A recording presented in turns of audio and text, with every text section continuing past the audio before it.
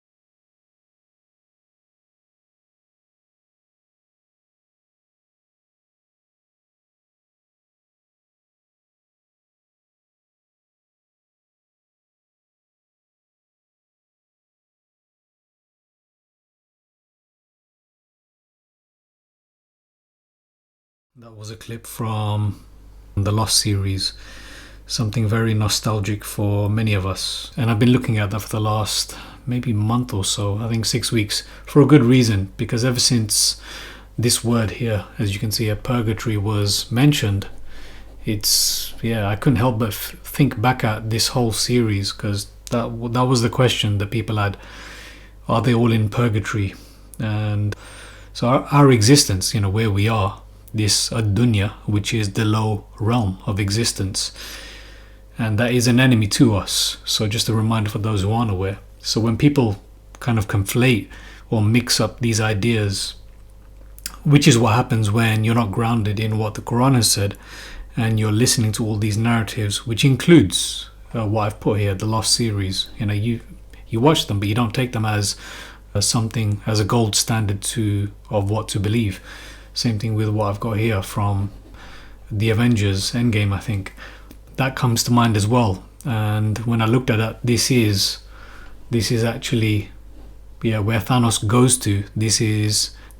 I do believe this is the Barzakh, what we have in the Quran. Again, all of this is exploratory, so I'll leave that for you guys to have a think about. We'll go through all of this slowly. But it's been on my mind, and I've looked at a number of these things, and I think this is what Thanos does. He makes a sacrifice. He kills his stepdaughter, and this is where she is. I don't think it's a coincidence. So she's dead, so now she's in the Barzakh, which is what I believe to be quarantine. This is what I think the Quran confirms as quarantine, this Barzakh, as opposed to purgatory. Some people might think it's purgatory. Some people might think that there's a difference between the hour and the day, and as far as I've been researching, there isn't. And as the more I research, the more I'm getting confirmation. But it's good because I'm getting more information about the hour as well at the same time, or things connected to the hour. So if you separate these two, which is what the sectarians are guilty of, the Bukhari, Muslim, Ibn Majah, Tirmidhi, etc., all of this eschatology, the hadith of the end times, all of this is by prying open this one concept of the hour and the day. some people might think there is some kind of purgatory taking place and some things are going to be taking place there. So we'll be looking at all of this. I don't want to get ahead of myself. So yeah, that was the Lost series, which seems to be some kind of depiction of purgatory or some kind of testing environment, which I think still is ad-dunya, because ad-dunya is the testing environment. That is where we are going through this, this burning test. This dunya is a burning test. It's not that it's a burning test later. We'll have a look at where this belief of purgatory comes from.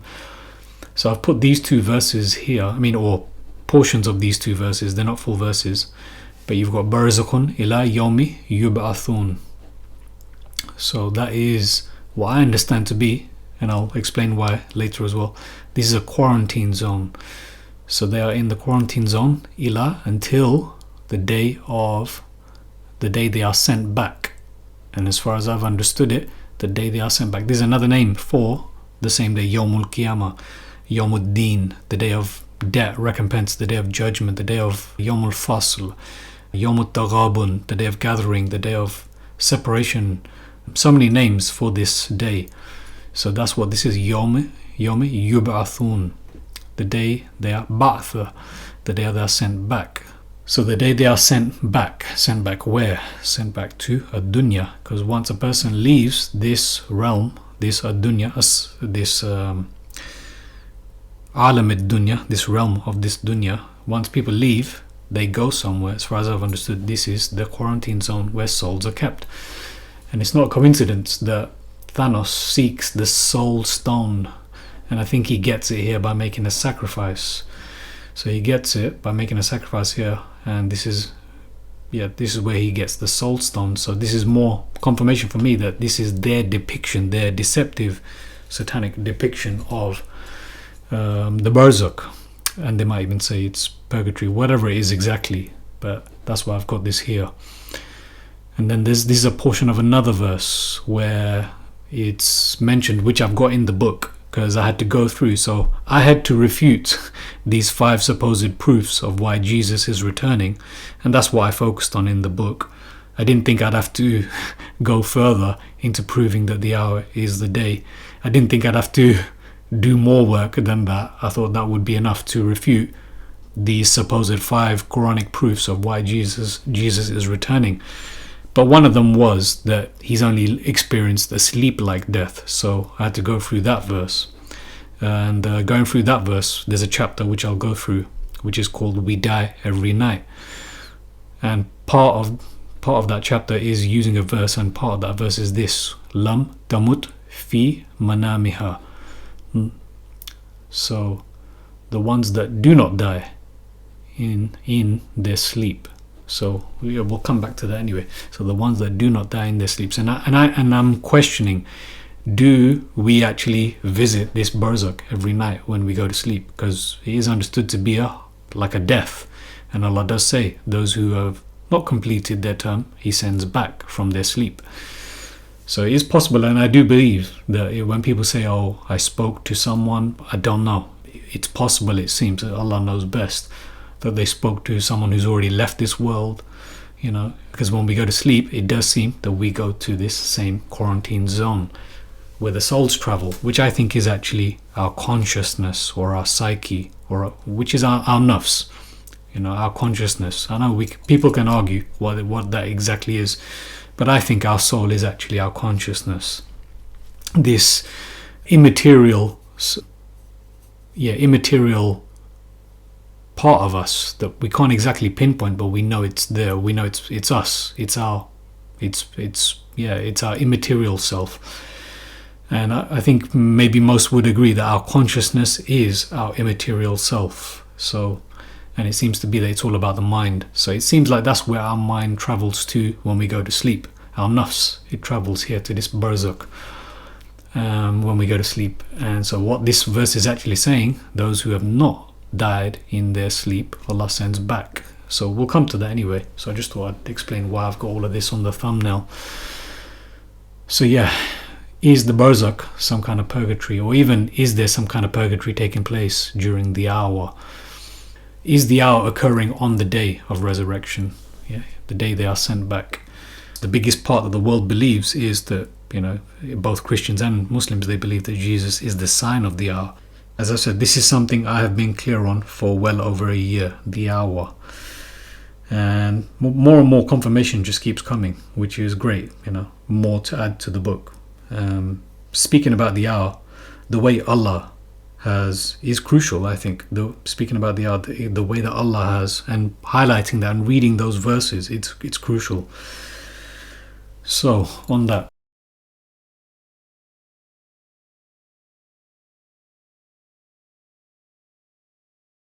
I refer you to this one that I did January 22nd, so about 3.5 weeks ago. If you watch this video, that should give you a cleaner context, cleaner contextual idea of the hour, which is intricately connected to the day. It just seems to be a case that Allah is saying the moment that this happens, on the day that this happens, it's one way of actually saying how Allah is describing the end. The moment that these events occur, on the day of judgment, the moment that these events begin to occur, the moment that all of this, this fantastical picture that we have in the Quran. But I'll try to not get into all of that right now. So if you are new to this, then I'll refer you to this video, January 22nd, the hour of separation. It's just using Brother Sam Guerin's translation to give you a contextual idea, using Surah number 30, Surah Ar-Rum, to demonstrate. I've given an extract here. This is a very key part of that surah. So we're talking about Kitabun Mubin, the exposed book, which, although there's so much layered, there's layers upon layers upon layers, but when it comes to a very important topic like this, about the hour, something about people's salvation, and how people create a lot of deception and a lot of unnecessary fear or wrong ideas about the hour, it should be clear to anyone reading without any preconceived notions when they read anyone's translation. Basically, it doesn't really matter which translation you read. People should. The problem will be when people they don't seem to have the habit of reading within context, or they've been trained in that, because this is the world's problem to begin with anyway. Too focused on that dot, and not on the painting, not on the picture, not on the portrait. They're very focused on that dot. And this is what the world has actually become. They've become like that, and they've trained us with that through these phones. We're obsessed with the phone and absolutely missing everything that's going on around us. So that's one example of that. And that's why it's not that, people will try to blame, why has Allah written it like this? No, it's actually people's problems, and that's why it takes a person to slow down, reflect, and think, to give this book the due regard that it deserves. Book, not website. Portions of verses scattered around the Quran. No one wants to give these chapters. Actually, they're not even chapters, as I've said, they're bracelets, or you can say bracelet enclosures, surahs. No one wants to give them the due regard that they deserve. That mankind should be able to seek guidance and get light from the darkness that we are in. So hopefully that should be clear that, this is what I've tried to do here, with this obsession, because everyone's minds have been trained in this way. So hopefully I've done a good job here, just on one surah, trying to give people an idea of how to see that the hour is literally, from my research, and this is now going on probably 18 months now, the hour is, it's the moment that all of this end happens, on the day that it happens, and they go by several names. There's only the information that we have about the very end of when people are resurrected, sent back from the Barzakh, if they're not already dead, I'm presuming, because I'm guessing that when the hour anchors, there's still going to be people alive on earth that are not dead. I'm not sure exactly about that, but what I can say is that those that have already left this earth are quarantined in Barzakh, from what I've seen. I'm going to go through this. And when the hour finally does anchor, in the blink of an eye, suddenly, Baghta, Kalam Hil Basar, suddenly. And in the case of the hour, it's going to anchor in the blink of an eye. It's going to, this is the word used, anchor, Arsaha, Mursaha. is going to anchor in the blink of an eye. Kalamhil basar, that fast, that quick, faster than you can imagine. And not just faster than you can imagine, but all of these events that have been described to occur, they do give an idea that it's all going to be in a shock and sudden and very quick pace. So I did say that this is all about this one word, Barzakh, which, as far as I've understood, it's quarantine. This is what Allah's created, a partitioning. And beyond that partition, between these two seas, there seems to be something. I'm going to go through that, but this is typically understood as a place where souls go to when they die, and as it says here in Arabic, till the day they are sent back. Yawm yubathun. This is one of the names of that final day of judgment, and I've been making the case for more than a year that that is the As-Sa'a. The As-Sa'a is the hour of resurrection. It's the hour of judgment. So what Allah is always saying is, and the moment that occurs, all of these almost, you could describe it as catastrophic events taking place, absolutely unbelievable things happening. The moment that occurs, in the blink of an eye, kalamhil basar, when the hour is anchored, baghta, suddenly, all of this happens, all of the terraformation of the earth and everyone coming out of their graves, everything. This is what it is. Those who have died, it seems that they are kept here till the day they are sent back. So I just mentioned the hour. We're not going to be looking deeply into the hour because I've already done that on a few occasions, but this is intricately connected to the hour. So this is why it's going to be helpful having a look at this to clear our minds of the understanding that seems to be out there, that the hour and the day is separate. So if we look at this, it should either, when we look at this, it should either destroy what it is that I've been saying, or it should confirm it. So that's essentially what we're going to be doing when we look at this, the Barzakh.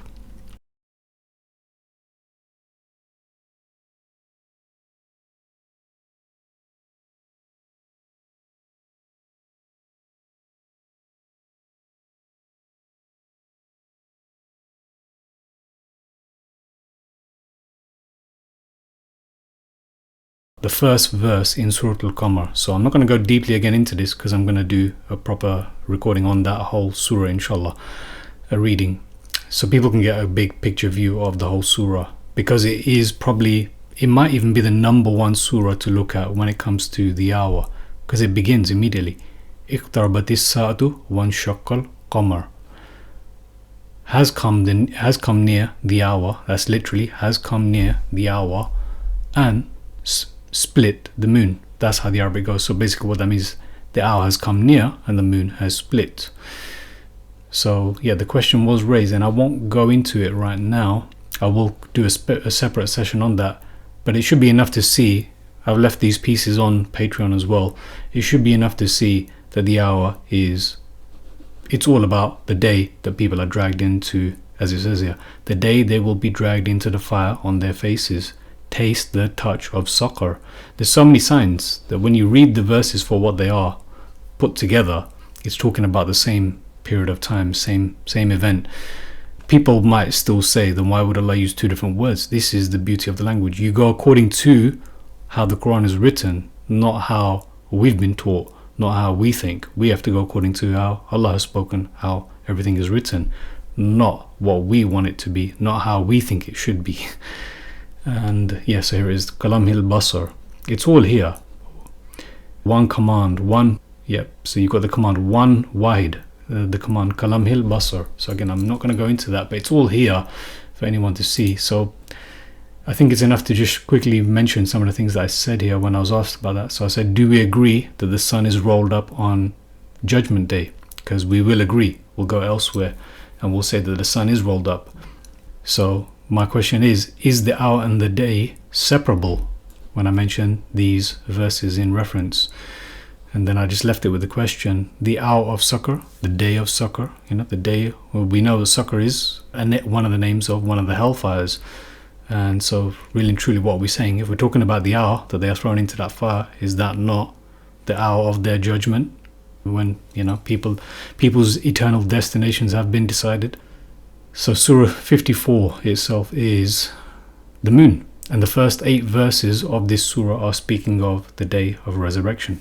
That was very interesting. The first 8 verses of this are speaking of the day of resurrection. So why do we again think, if we just think in context, why are these things mentioned the way they are together again and again, not just in one place? So hopefully, having said that, yeah, and I'm really glad the question was brought up, because honestly sometimes I think I must be going mad. Am I the only one that sees this? And yeah, this is what I come back to, that we do need to look at the parts, but we do need to look at the whole as well. And this guy's right. He might be well and truly part of the establishment, the elite system, whatever. These people are still coming up with truths. I went through a psychology degree. I know who the top people are, but still what they teach, a lot of it is true. And yeah, the recognition is that the world has lost its mind and has become all, it seems to be left brain, I think. Yep, looking at parts, yeah, as I mentioned, looking at parts and missing the whole. And that's what seems to be the case with the hour and the day. They're imposing other narratives, and they're not giving the context the respect it deserves. So yeah, the 2 blows of the horn, the trumpet, the sur, I also went through that, and that's what we'll be looking at today. So it is about the Barzakh. This is it, primarily what you're looking at. The Barzakh, the 2 deaths, which people claim, because this all kind of fits in together. When people say that the hour is separate from the day, this would help them by thinking that these 2 deaths, there's 2 occasions, there's 2 events, there's 2 obediences, obey Allah and obey the messenger, there's 2 obediences, there's 2 blows of the horn. All of this, it can, if you don't give the context the respect that it deserves, you can see how people can say, oh, this one here means one thing and this other one here means a different event, when a lot of the times they're actually speaking about the same concept. So yeah, the 2 deaths, the 2 blows of the horn, and the hour and the day, and Barzakh. That's what we're looking at today.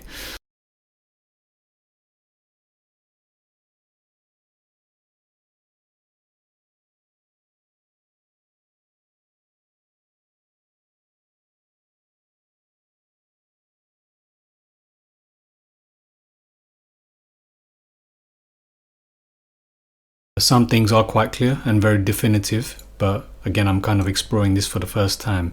So this is regarding the 2 deaths. This is me returning to a comment that was made on that Hope video on YouTube that I did in December.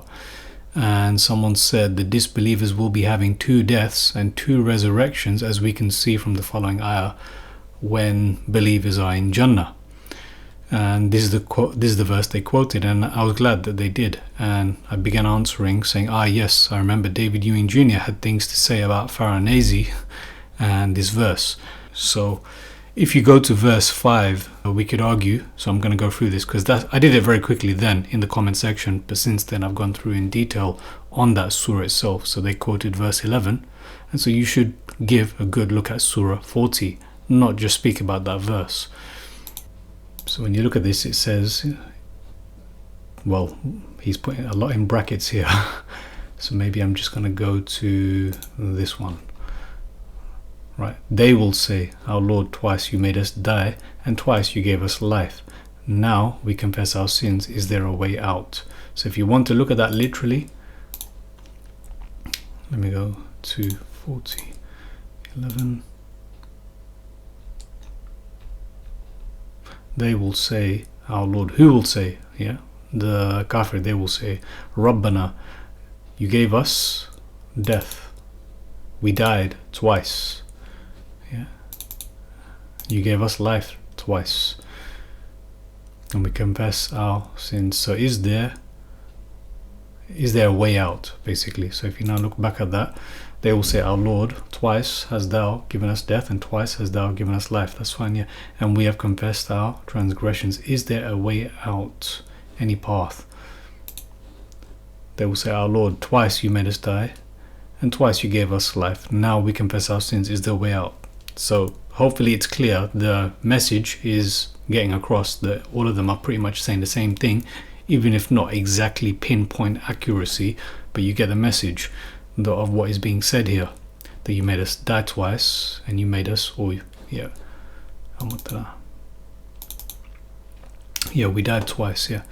So now I gave quite a lengthy explanation using this surah itself, using the entire context, questioning the blasphemous two deaths. So I said Surah Ghafir, the forgiver. Very interesting. Ghafara, faragha. Ghafir is forgiver. Very interesting. So the verse goes, yeah, we died twice and you gave us life twice. So I said, could the first death of the kafir be those who kufred the truth at the time of Noah, 6 verses prior? So if you just look at the context, you'll see that this is speaking of, Noah, the people of Noah. Again, I'm not going to stay here. It's for you guys to have a look at yourself. I'm just going to give you the cliff notes, if you like, the cliff notes. It's not a detailed study on any of this. I'm just showing you that I've already done my due diligence on this 2 deaths. So we're going to move on from the 2 deaths to the 2 blows of the horn, and then on to Barzakh. So hopefully that becomes clear. And then after we've done all of that, it should become clear whether what I've said about the hour is true or it's not true. Right, so could the first death of the kafir be those who covered up the truth at the time of Noah? So the question is, who is Al-Ahzab? So if you go to verse 5, كَذَّبَتْ قَبْلَهُمْ قَوْمِ نُوحٍ وَالْأَحْزَابِ. So if we go to verse 5, the parties, as you can see here. So who are these kafir that say this? It's clearly the parties. Who are the parties then? So قَوْمِ نُوحٍ وَالْأَحْزَابُ مِنْ بَعْدِهِمْ. So people of Noah and the parties after them. So people of Noah and the parties after them. 2 groups of kafirs mentioned here. Kafirs being those that argued with falsehood to refute the truth. I'm just giving you the clip notes. This is what you'll get from here. That they argued with falsehood to refute the truth. So what does Allah say? So I seized them. Where is it?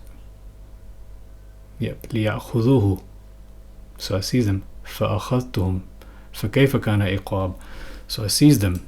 First death. You could argue. I'm just showing you. This is an argument that can be made about the deaths. This is an argument. So I seized them. This is the first death of the kafir. Which group? The people of Nuh.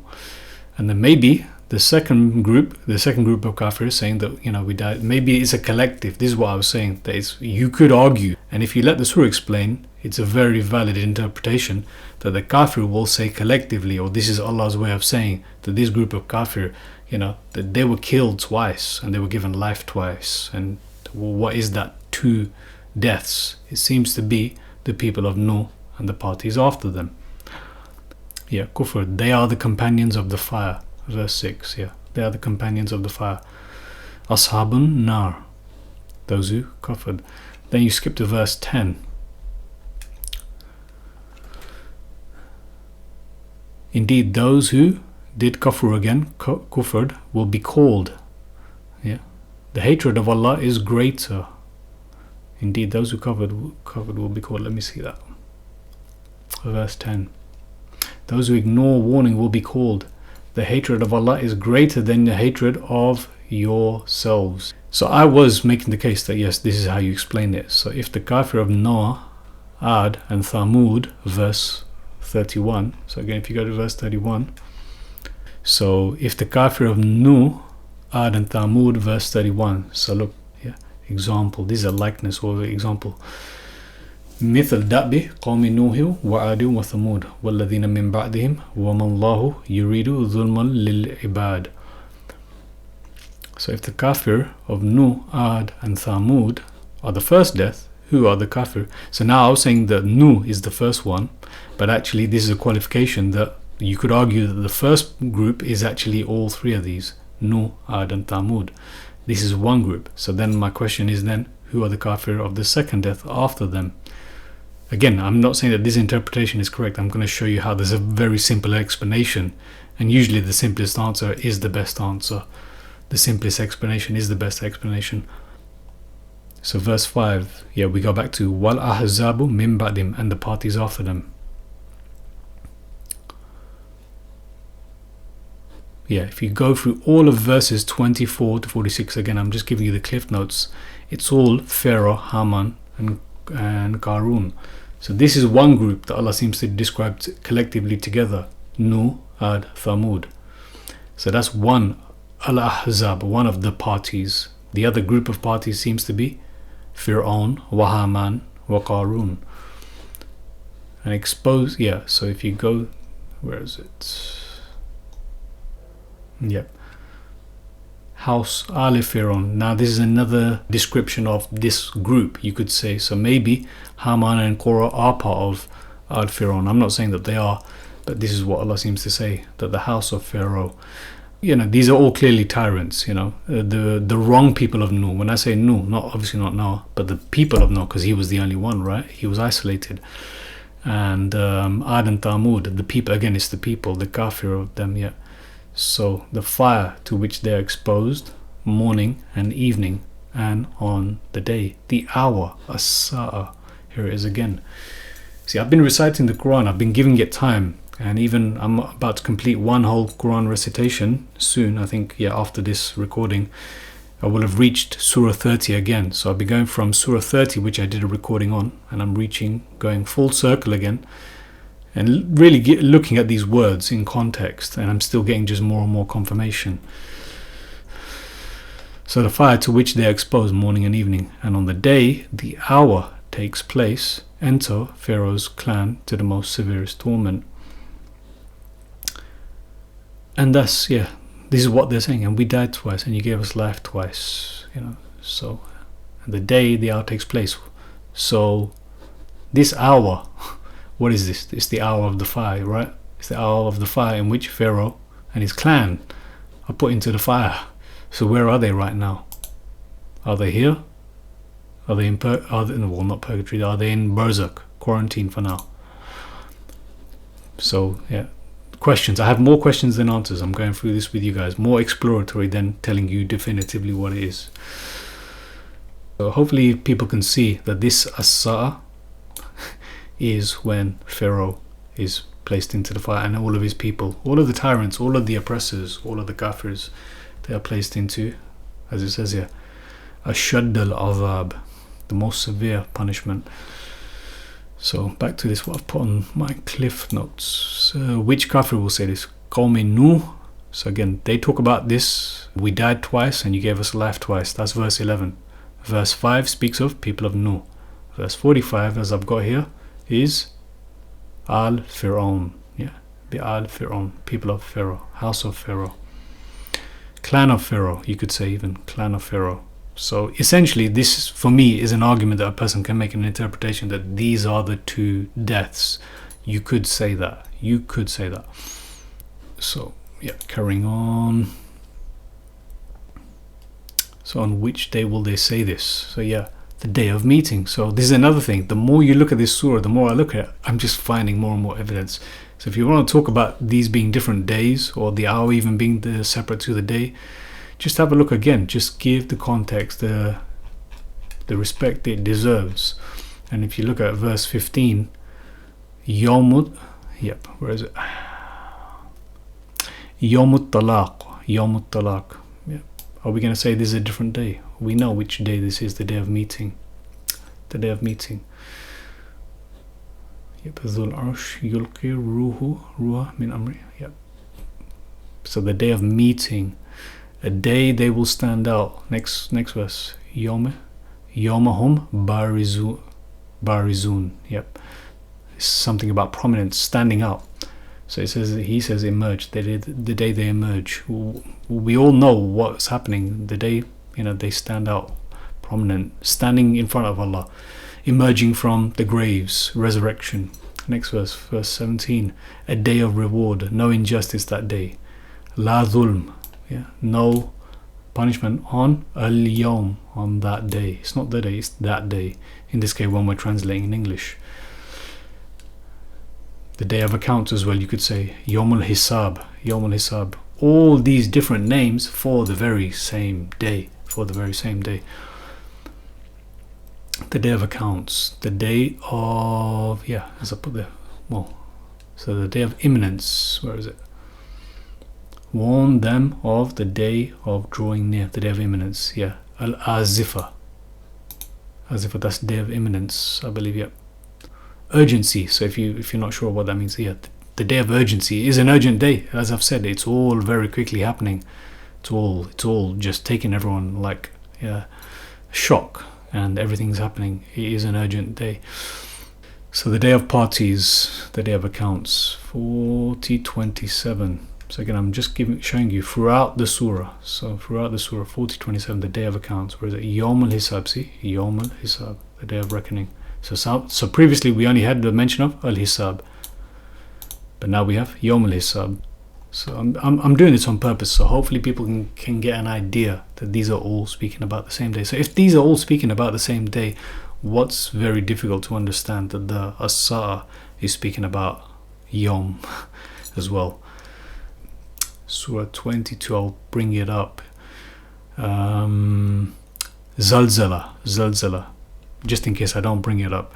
So إِذَا زُلْزِلَتِ الْأَرْضُ زِلْزَالَهَا, the day that the earth convulses, quakes. The first 10 verses of Surah Hajj is talking about the hour quaking, the quaking hour. And Surah 99, the entire Surah 99 is speaking of. Shall I bring it up? Yeah, I'll just bring it up quickly here. So Surah 22. This Surah begins with Sa'a, Zalzala, quaking, shaking hour, shaking hour. And I'm not going to go through it now because again I'll do that separate, but just for now, in case I don't do it, the first 10 verses, have a look very closely at those first 10 verses and tell me that this hour that he's speaking of, no doubt about it, same thing mentioned about the day of judgment, la rayba fi, no suspicion about it, it's all speaking about the same thing. And so these are the first 10 verses of Surah Hajj. I'm just not going to go through it. You see resurrection, yeah? See rape. Ba'th. Yawm al-Ba'th. You will need to remember this word, Ba'th, because it's here. Ila yawmi yub'athun. Yub'athun. This is the resurrection. So that's the point. They're going to be in the Barzakh until the resurrection, the day of resurrection. So you can see how my mind has to be in a special state to be able to manage all of this together. Yet a bit.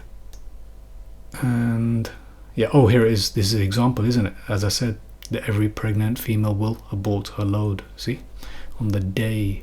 Yep. So what day is this? Yoma Tarona. What day is this that this is happening? The pregnant female will abort her load. People will be in sukara days. Yes. These are more of a sugary days, not an alcoholic days necessarily. Some kind of sugary days, succor, dazzlement. So all of this is straight after the hour, mentioning of As-Sa'a, the hour. Shay'un Azim, Zalzala, quaking. So now let me take you to Surah 99 because it's all connected. Zalzala, the shaking again, the quaking, convulsing, shaking, quaking of the earth. Zilzalaha. Hopefully it's understood. We just looked at the hour that quakes and this whole thing, the earth brings out its load. Right, so hopefully that is clear. So there's so much proof about what I'm saying, that the hour and the day is the same thing. So I'm showing you right now that all of these different names of the days are the same. So let me carry on with that. The day of parties, the day of account. And he who heeded my warning. Verse 30-31, the day of the parties. Yawm al-Ahzab. There is. Yep. Oh, the day of the parties. See?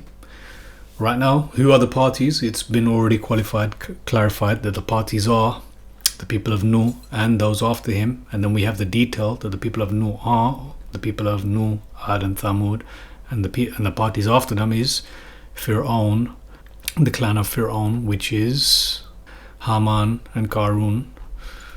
So these are the parties, but here we have the day. This is also like another name for Yawmuddin, Yawmul Qiyamah, Yawmut Taghabun. This is all speaking about the same day when they are put in the fire. This is the day of the parties. The example of the day of the parties. I fear for you the like of the day of the parties. Or maybe this is the day in which they were struck. again, Yawmul Ahzab. This verse 30. But what do we have? Even if you're in doubt about that, just verse 27, Day of Reckoning, Yawmul Hisab. Yeah. So someone really does have to do a job to say that these bits in between are not that, you know. It's clear, Yawmul Hisab, Day of Reckoning, Day of Accounts, the Day of Account. Yawmul Hisab, that's verse 27. Then we have verse 30, the Day of the Parties. And we've already just gone through when they are put into the fire. Where is it? The fire to which they're exposed, Pharaoh's clan. We know which day that is. For now, it seems that they are here. They are here for now, until the day they are resurrected. So, on which day will they say this? Oh, yeah, so the day. I was going through the day of calling, the day of parties, the day of calling. Let me finish all of these days for you guys. So, it helps you, I guess, in your reading, whether it's Arabic recitation, which, yes, by the way, this is musical. You were saying that your son was saying the first time looking at this, is this musical notes? Absolutely. I do my recitation, and you know what? It's now becoming some of the best parts of my day. As anyone can imagine, people needing to sing or do something creative or something musical, you know, something that's maybe not even as mentally taxing as what I'm doing here, and just enjoying something. And yeah, the Quran recitation is the best. I think it really is. Depending on what your condition is to that, it really does depend, because people do respond in different ways. But I do find that, yeah, this is my musical moment. So 32, Yawm Tanad. Here it is. Some more on that. Yawm Tanad, the day of calling. That's another name. But is it another day? Or do we say it's the same? Tanad, the day of calling. Oh my people, I fear for you, the day of calling. No, yep. There's no hiding on that day. No hiding. The day of calling. And straight away, yeah, we have the day of calling and the hereafter. Where is it? The hereafter. 43. Yep, so I'm just giving you the cliff notes again. Verse 43. So actually you're getting quite a good insight into Surah 40, Surah Al-Ghafir, the Forgiver. Companions of the fire, Ashabun Nar. Yep, Ashabun Nar. There it is again, Musrifin, the extravagant ones. Ashabun Nar, people of the fire. So the hour in which Pharaoh's clan are entered. Wayoma taqumu as-sa'atu. So now going to 46. Wayoma taqumu as-sa'atu. The hour in which Pharaoh's clan are entered. Wayoma. I've done this from my book, but I'm showing you now here. Wayoma taqumu as-sa'a. Here's day and here's hour. So yeah, here's day and here's hour. This is what people are doing. They're separating them. The sectarians are guilty of this. So the day, the hour stands. Where is it? The hour in which Pharaoh's clan are entered. وَيَوْمَ تَقُومُ السَّاعَةُ. On the day of the severest torment of the fire. 46. وَيَوْمَ. And then it happens again. So this is similar to, hopefully, for those who did listen to my Surah 30 on the hour, Surah Rum. It's very similar like this. So look, you have it here, verse 43, no, verse 46, and then 5 verses later. وَيَوْمَ تَقُومُ السَّاعَةُ. Yeah. And then you have it again. So what is that? The day the hour strikes. And then we have it. So that is the hour in which Pharaoh's clan are entered on the day of the severest torment of the fire. That's what that is. And then 5 verses later, verse 51. Verse 51. This is very interesting. This is very interesting. So that was وَيَوْمَ تَقُومُ السَّاعَةُ, and this one is وَيَوْمَ يَقُومُ الْأَشْهَادُ. Very interesting. This is actually another way of how you define things in the Quran. When one word has been switched in a similar phrase used. So let me go back again for you guys to see that. So verse 46. وَيَوْمَ تَقُومُ السَّاعَةُ. وَيَوْمَ تَقُومُ السَّاعَةُ. Hopefully you can see that. وَيَوْمَ تقوم الساعة. So what is that? The day the hour strikes. And now going back to that, ويوم يقوم الأشهاد. The day the hour strikes, the day the testimony strikes, you could say. But I said he picked the wrong translation. It's not strikes. The day the hour stands, the day the testimony stands. So now I can be sure that I've got the word right. That it stands. The hour stands. ويوم يقوم الأشهاد. So these are the testimonies. Again, we've got confirmation. What is that? The day in which people are testifying. Yeah, the witnesses.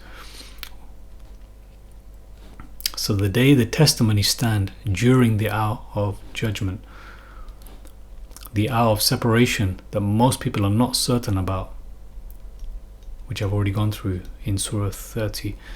So this is verse 59. The hour is coming, la rayba fi. Same thing is said about the day of judgment as well. Same thing, la rayba fi. This is where you get your confirmation when Allah switches words. This is the beauty in the language. This is the beauty. This is how people are reminded when they're knocked on their heads, when they're reading the way this is written. This is the beauty about it. You know, it's not a case of, oh, why is it a different word? No, it's a beautiful thing. Look at how a different word has been used. That's how it is. You know, the context speaks for itself. Look how beautiful it is that a different word has been used to make us think in a different way, but about the same concept, something that we cannot see, but we can think about now because of the way the word has been switched. Here we had the day the hour stands, and here we had the day the testimony stand. This helps us get a better picture of what is being said, not getting hung up on, oh, why is a different word used? You know, the hour of separation that most people are not certain about. Right. But most men are not secure about it. And that's why the Quran is the knowledge for the hour. It makes sense that the Quran is the knowledge for the hour. If you listen to the sectarians, and again, not everything they say is wrong, yeah, they will agree that the scent of death is on every page of this Quran, that the scent of death is on every page of this Quran. So that in itself tells you that this Quran is the knowledge for the hour of our judgment. It's preparing us for our judgment. You know, so when we read the Quran is the knowledge for the hour, it really depends on who's taking it in which way. You know, yes, the Quran is the knowledge for the hour of our judgment. Prepare for it. It's coming suddenly. Don't take it as if you've got time. So yeah, but whereas the sectarians are thinking, oh, Jesus hasn't arrived yet, so that's how they are getting caught out. The Mahdi hasn't arrived. The Dajjal isn't here yet. We haven't seen this one-eyed character yet, or grape-eyed, or whatever it is. You know, when it comes to not believing in other hadith outside of the Quran, that includes Google, that includes movies, that includes YouTube, that includes comics, that includes music songs, that includes absolutely everything, every narrative that we've come across, yeah, of every kind. Allah saying, which narrative are you going to have iman in? Not just the Bible, not just the Bukhari hadith, it's every narrative. Yeah. So this was my explanation for the two deaths, but I'm about to give you the simple explanation as well before we move on from the two deaths. So questioning the blasphemers' two deaths. So one more time, yep. Which kafir will say this? There seems to be two groups. Nuh, Ad, Thamud, another group that came after them, the parties after them, Fir'aun, Haman, and Qarun. Anyway, so yeah, these two groups, the hour in which Pharaoh's clan are entered, on the day of the severest torment of the fire, the day the testimonies stand during the hour of judgment. It is he who gives life and causes death. So when he decrees a matter, this is here as well. So look, even within the surah. But there's another one similar to this one. Kun fayakun. He it is that gives life and causes death. And that's what it is when Allah says, in the blink of an eye, the anchor will drop by his command. That's another way of saying the same thing. Allah says, be and it is. Kun fayakun. I'm not denying the beauty behind each of these different intricacies, but I'm also bringing it back to the simplicity as well. Hopefully. Anyway, I have no intention of being some kind of police behind all of this. I'm just sharing with you guys, and you can let me know what you think. because yeah, I do learn like that as well. That's how most of my learning has been taking place, by asking you guys, and you guys letting me know what you think as well. So anyway, the surah continues, but hopefully that point is made. Yep, so we're about to come to the Barzakh, but before I do, let me just give you the simple explanation. So that is the long-winded explanation of these two deaths which people speak of. But now let me give you the simple explanation. You go to Surah Al-Baqarah, Surah number 2, verse 28.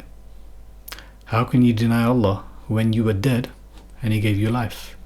Then He will give you death, then He will give you life.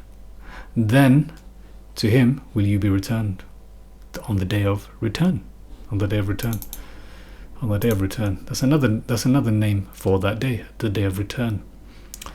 So here is actually really and truly Allah saying, confirming at the very beginning of the Quran, verse 28, Surah number 2, that yes, Allah's already described that we were already dead. That means, yeah, this is actually the simple explanation. I gave the long explanation about the two parties, Nuh and the parties after them, the clan of Fir'aun, this being a collective, saying that you killed us twice and you gave us life twice. Is there any way out? That's what they're asking, right?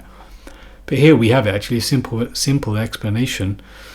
When you were dead and He gave you life, then He will give you death, then He will give you life. These are your two deaths, these are your two lives. And by the way, this has come from the sectarians, from the traditionalists. So do we reject everything that they say? That's up to people how they want to go about this. And I will stop here now and take a break and eat something. Yeah, just glad I got here. So anyway, that should be that done regarding the two deaths. And yeah, now we can move on to Barzakh and the two trumpet blows. As you can see here, One Nafs fi sur, the trumpet is blown. Barzakh ila yomi yubathun. Now we're finally looking at this. So we're here.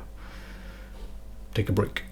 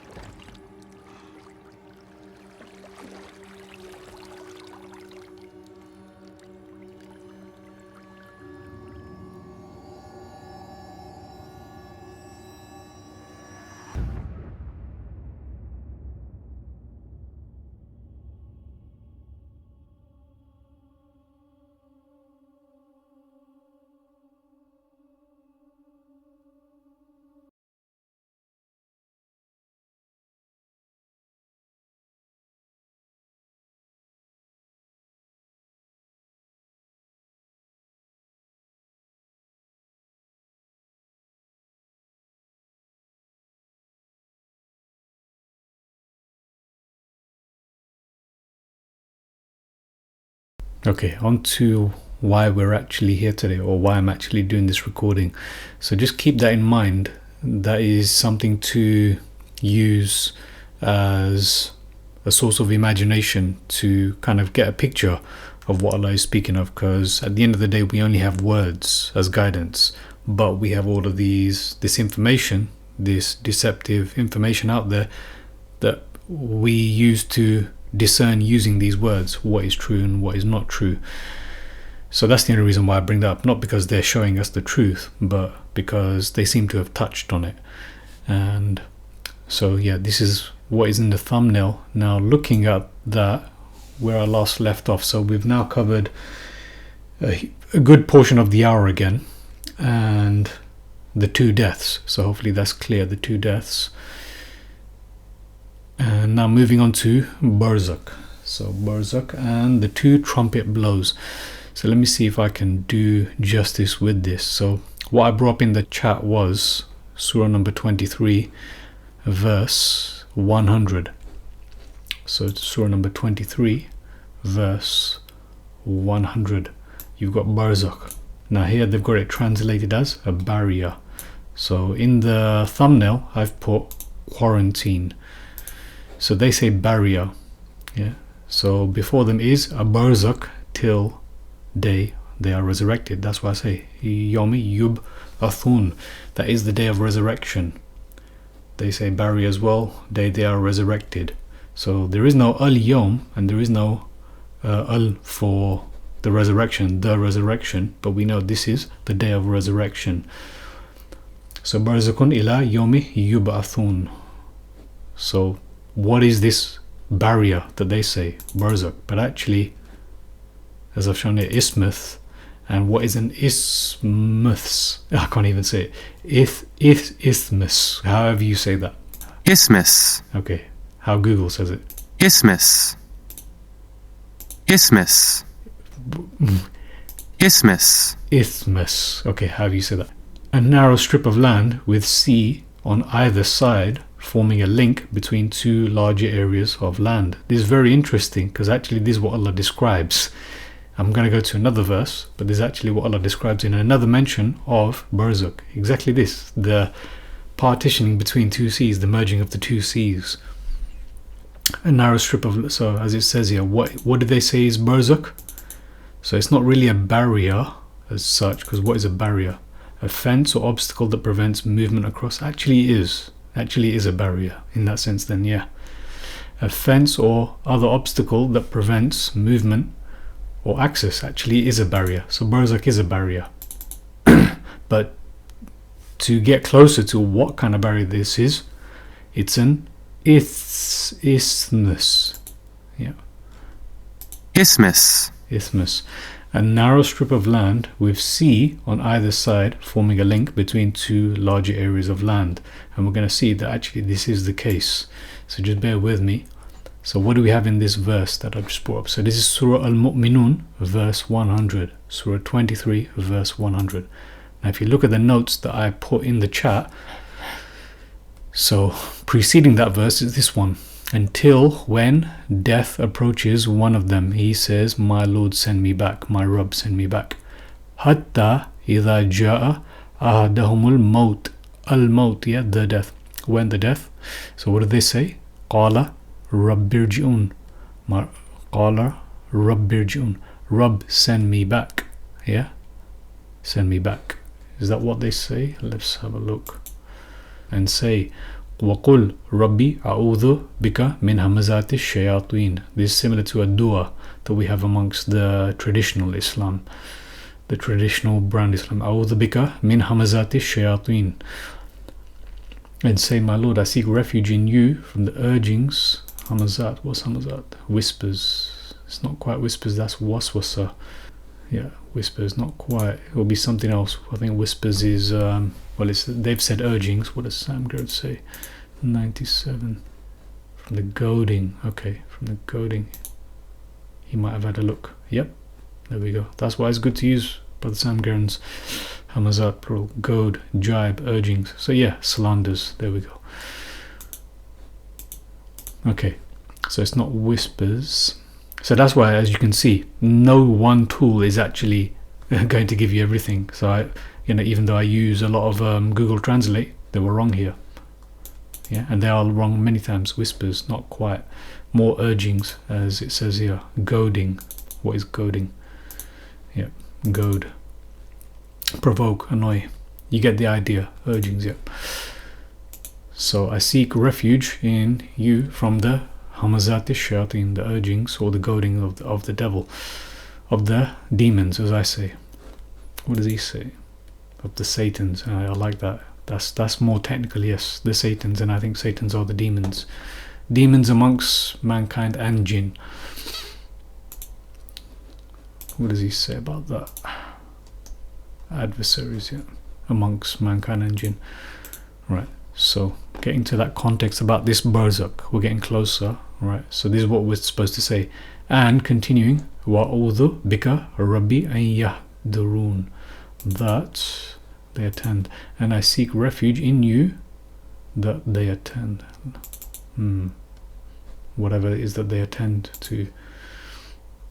Wa'udhu bika rabbi, that they attend, lest they become present. What did he say? 98. And I seek refuge in thee, my Lord, lest they be present with me. Okay, what they attend to.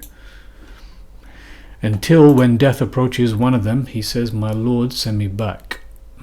Maybe this is all of us. Yeah, maybe it's not just the kafir, maybe it's all of us. I guess all of us, because we want to always do better. We want our account to be better. Until when the death approaches one of them, he says, "My Lord, send me back, so that I may work righteousness in what I neglected." Yeah. When death has come to one of them, he says, "My Lord, send thou me back, that I may work righteousness in what I left behind," in what I neglected, what I left behind. No, indeed, it is but a word that he says, and behind them is a barrier. So yeah, barrier is good until the day they are raised. We're going to have a look at this barrier, this Barzakh. That's what we're here for. This Barzakh. Until the day they are raised. Until the day they are resurrected. Yubathun. Resurrect. Sent back. Literally, sent back.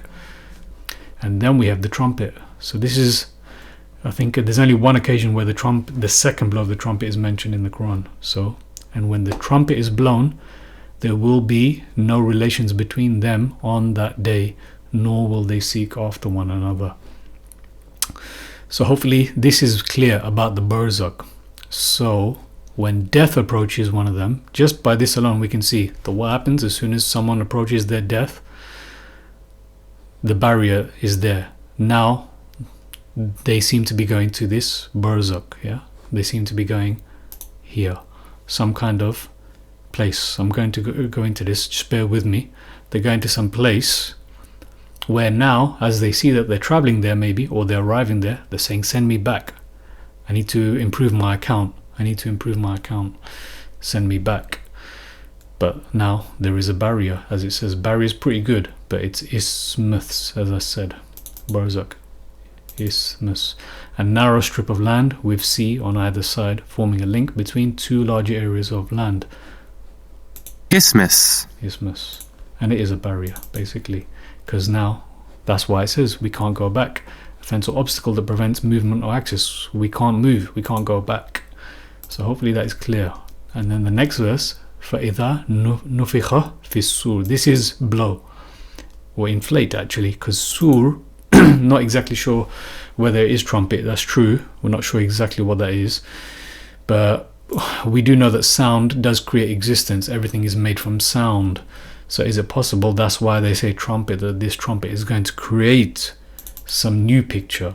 Allah knows best. I'm not going to go into that exactly what sur is, but it is a formation of something. So this tool, yeah, that is blown or inflated into, nufikha, blown or inflated into, is something that creates a new reality, essentially, because that's how existence is created. Allah said, "Be and it is." It's Allah's command, and it is sound that is behind everything, that's creating everything.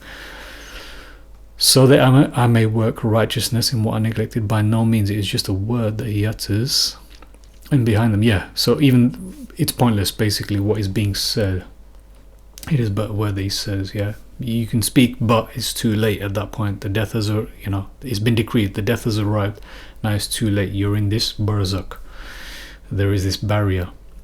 And when, so it seems like you can say that it seems pretty clear to me at least, that when people have gone there, they're staying there until, and when, so when, فَإِذَا نُفِخَ فِي السُّورِ, when is blown in this tool, what happens? Then no ties of kinship are between them that day, nor will they ask of one another. And this is, for anyone that knows even a part of the Quran, they know this is describing exactly what happens on the Day of Judgment, when people are resurrected from their graves. This is exactly what is said elsewhere in the Quran. Between them that day, يَوْمَئِذٍ وَلَا يَتَسَالُونَ, they will not be asking. This here again, Google's wrong here. This is about asking. They will not question or ask one another. Where is it? Yeah, they will not ask after one another. They will not ask. Why? Because everyone is concerned about their own individual judgment. That's what it is. There will be no excuses, no Maulanas, no sheikhs, no parents, no friends, no nothing. Everyone's individual account. That's why it's that day when you're resurrected. That's why maybe that description is given about the newborn, about the baby even being dropped from the mother, because it is about each individual's account. Allah knows best. But it should be clear, hopefully by now, what I've just described. Death, from death, just in this Surah Al-Mu'minun, these 3 verses hopefully show this sequence. That the death comes, you go to Barzakh, here, you go to Barzakh, until, as it says there, Ila Yomi Yubathun. Ila Yomi Yubathun. You're in the Barzakh until the day of resurrection, essentially. And what does that look like in the next verse? The day of resurrection.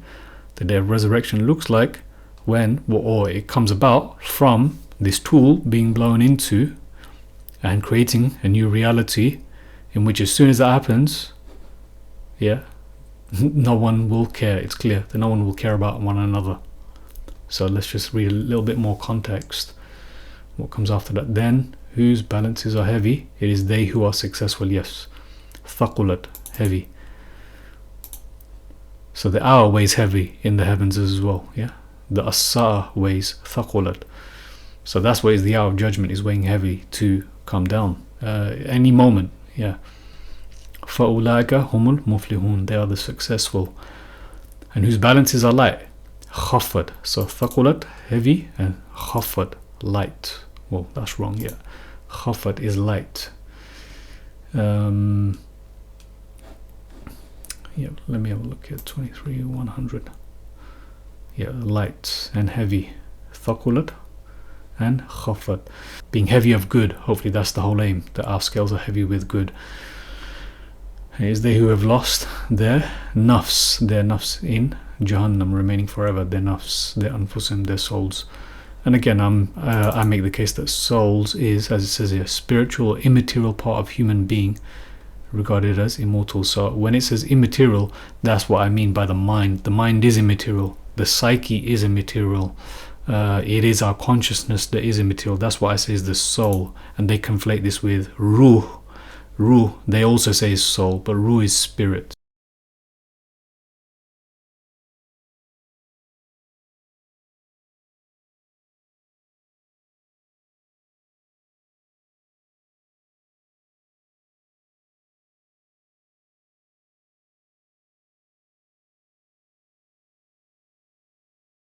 So we agree that Allah says that we were created from one nafs, nafsim wahida, that we were created, and I argue that this is Allah describing that we are created from one consciousness, but at the very least we'll agree that it's the soul, the soul, which is the immaterial part. This is what we'll agree on, I believe, that it's the immaterial part. Whatever people want to say, I think it's the consciousness or the mind. People can agree or disagree and make up your own minds, that's fine, but at least we'll agree it's the immaterial part, and Allah says that we were created from this one of whatever this immaterial part is.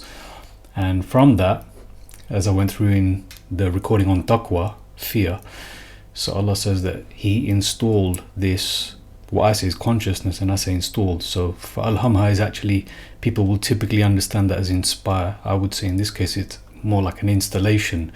If you using these computer analogies to understand this better, downloads, because it's all within the Quran, because everything has been copied from the divine design. All of these computer systems and everything has been using our own biology. It's all replicating the divine design. So that's why it helps us to understand this. So Allah inspired, you could say, the nafs with this fujurha wa taqwaha. This is the good wolf, the bad wolf side, and which side do you feed more? Which side are you taking care of more? Which one are you focused on? So Allah installed this nafs with it's the liberty side, where people are free, letting go of their inhibitions, being completely free with your desires, be as thou wilt. That's basically what Allah's saying, especially with your private parts, your sexuality. That's essentially what that is. Allah created this nafs with having that side as well as the taqwaha, which is the conservative side, the vigilance, the being aware of oneself.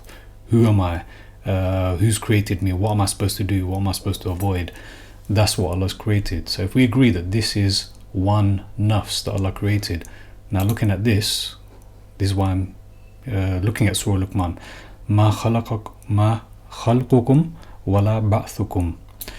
So we agree that Allah created us from one nafs, but here he says it like, so we have to look at that. It says like, so your creation and your resurrection are only like one nafs. So we are told that we are definitely created from one nafs, but Allah is saying that our resurrection is like the same thing. So my question is, does that mean that our resurrection is going to be all at once? Because I have heard some people say that when some people die, they're already being judged, or they're already reaching their day of judgment. A lot of these theories that go out there, but it looks like that this is confirming that everyone is going to be experiencing this all at once. It's like Allah says here, like one. Illa kanafsil wahida, except like one nafs. So we're created from one nafs, and our resurrection is going to be like, not identical, but Allah says like one nafs. So that when people die, they are going to this Barzakh, which is an isthmus, which is basically like an island. It's a forbidden quarantine zone island, it seems, until Yomi Yub'athun.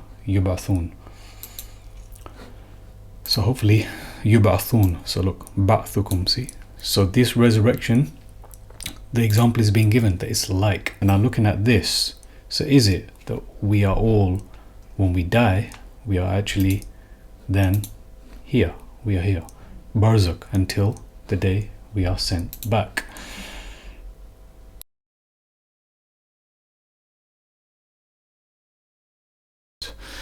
So that's what I say when Musa alayhi salam says kill your nafs, kill your souls. I take that as kill your minds, kill your psychological selves, your psyches, your consciousness, the way you're thinking. So is your thinking, your consciousness will be in Jahannam forever. Those whose scales are light, so may Allah make us amongst those whose scales are heavy with good and successful. I think that should be enough context. So we'll carry on actually, because look, we have the nar being mentioned, an-nar, lashes. So hopefully it should be clear that this, what I've just mentioned here, this sequence, the death, Barzakh, day of resurrection, the trumpet being blown, and what's happening straight away. Look, this is it. This is your sequence. Judgment is taking place. Scales, heavy, light. So hopefully this should be clear. That look, again, the sequence is Maut. You're stuck in Barzakh until resurrection. Maut, resurrection, trumpet blown. And when is that trumpet blown? That trumpet is blown when no one is going to be asking for one another, because they're being judged. The scales are being judged, and hopefully avoiding the fire. Anyway, that should be enough, because I'm not going into detail about the day. Just looking at the trumpet blow, this trumpet blow, we're looking at the two trumpet blows and the Barzakh.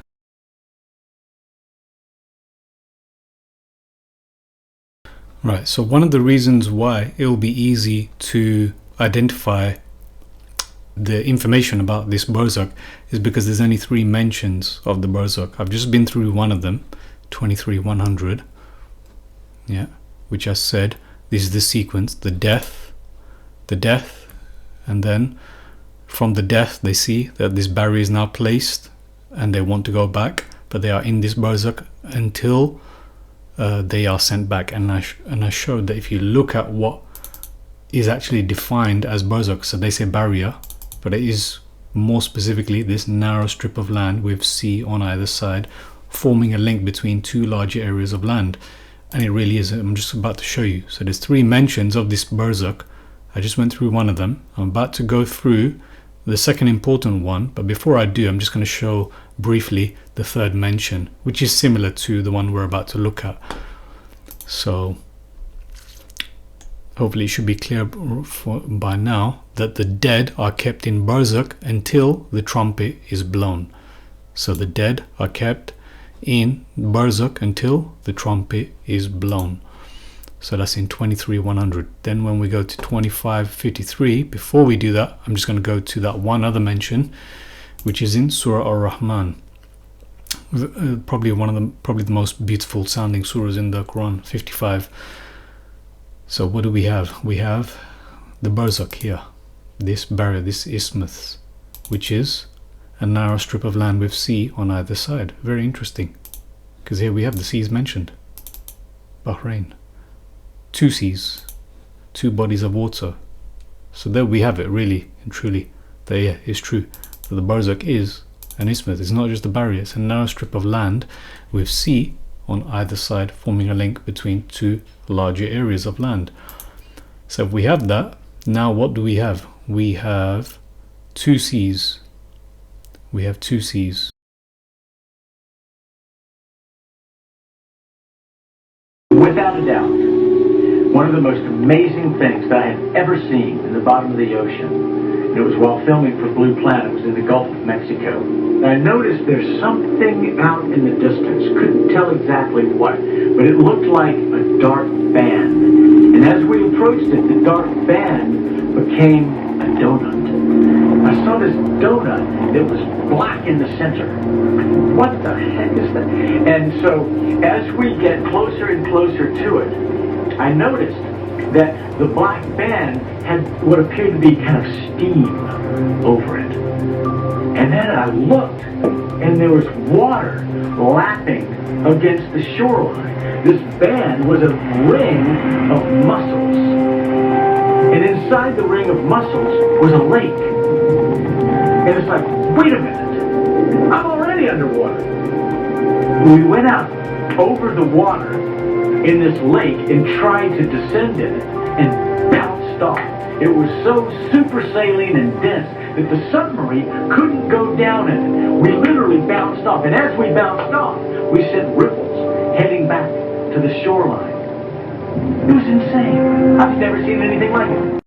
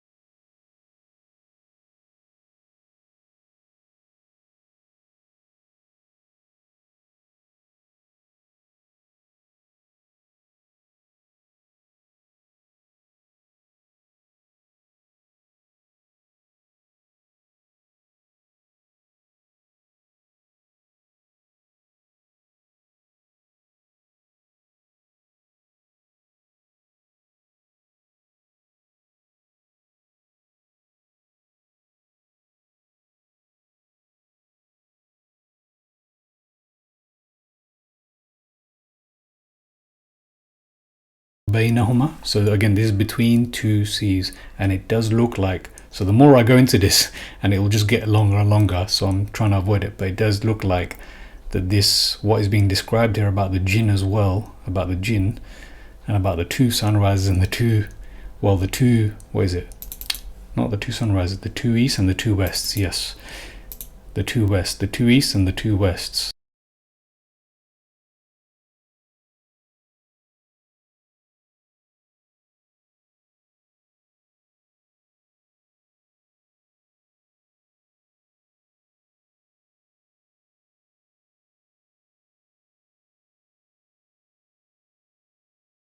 That's what's being described here. Not even sunrises and not sunsets. No, this is the 2 east and the 2 wests, and this is the Jinn. And so yes, I do believe that this is probably connected to the seen realm and the unseen realm. So that's what it seems to be, again, for you guys to have a think about, the seen realm and the unseen realm. So it brings me back to this is the unseen realm.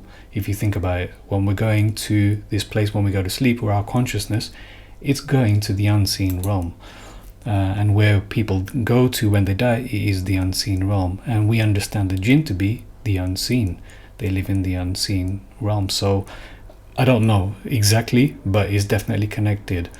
And this makes far more sense now that this cosmology is describing the jinn cosmology as well, which is not possible, maybe is visible to us, the two east and the two west, Allah knows best. But my point here today is to just remind everyone about the Barzakh, what that is, that this is a forbidden, stony, abandoned zone, an isthmus, yeah? A narrow strip of land with sea on either side, forming a link between two large areas of land. So that is probably linking the dead with the living. Yes, that is the link. This Barzakh seems to be, I'll leave that for you guys to have a think about anyway.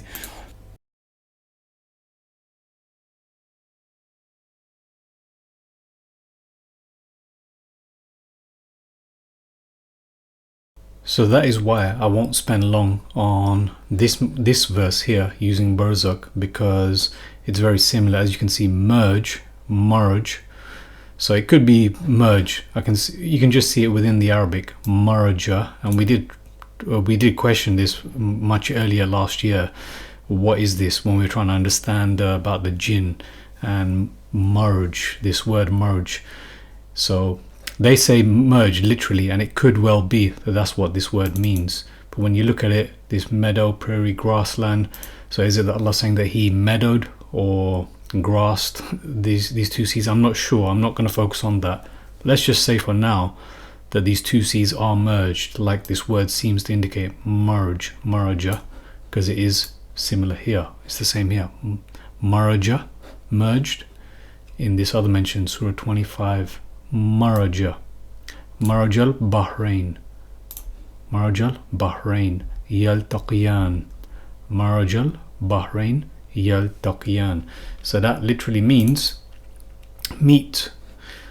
So it could be meadowed, two seas, they meet, or it could be merged, two seas, they meet. It could be, I'm not sure.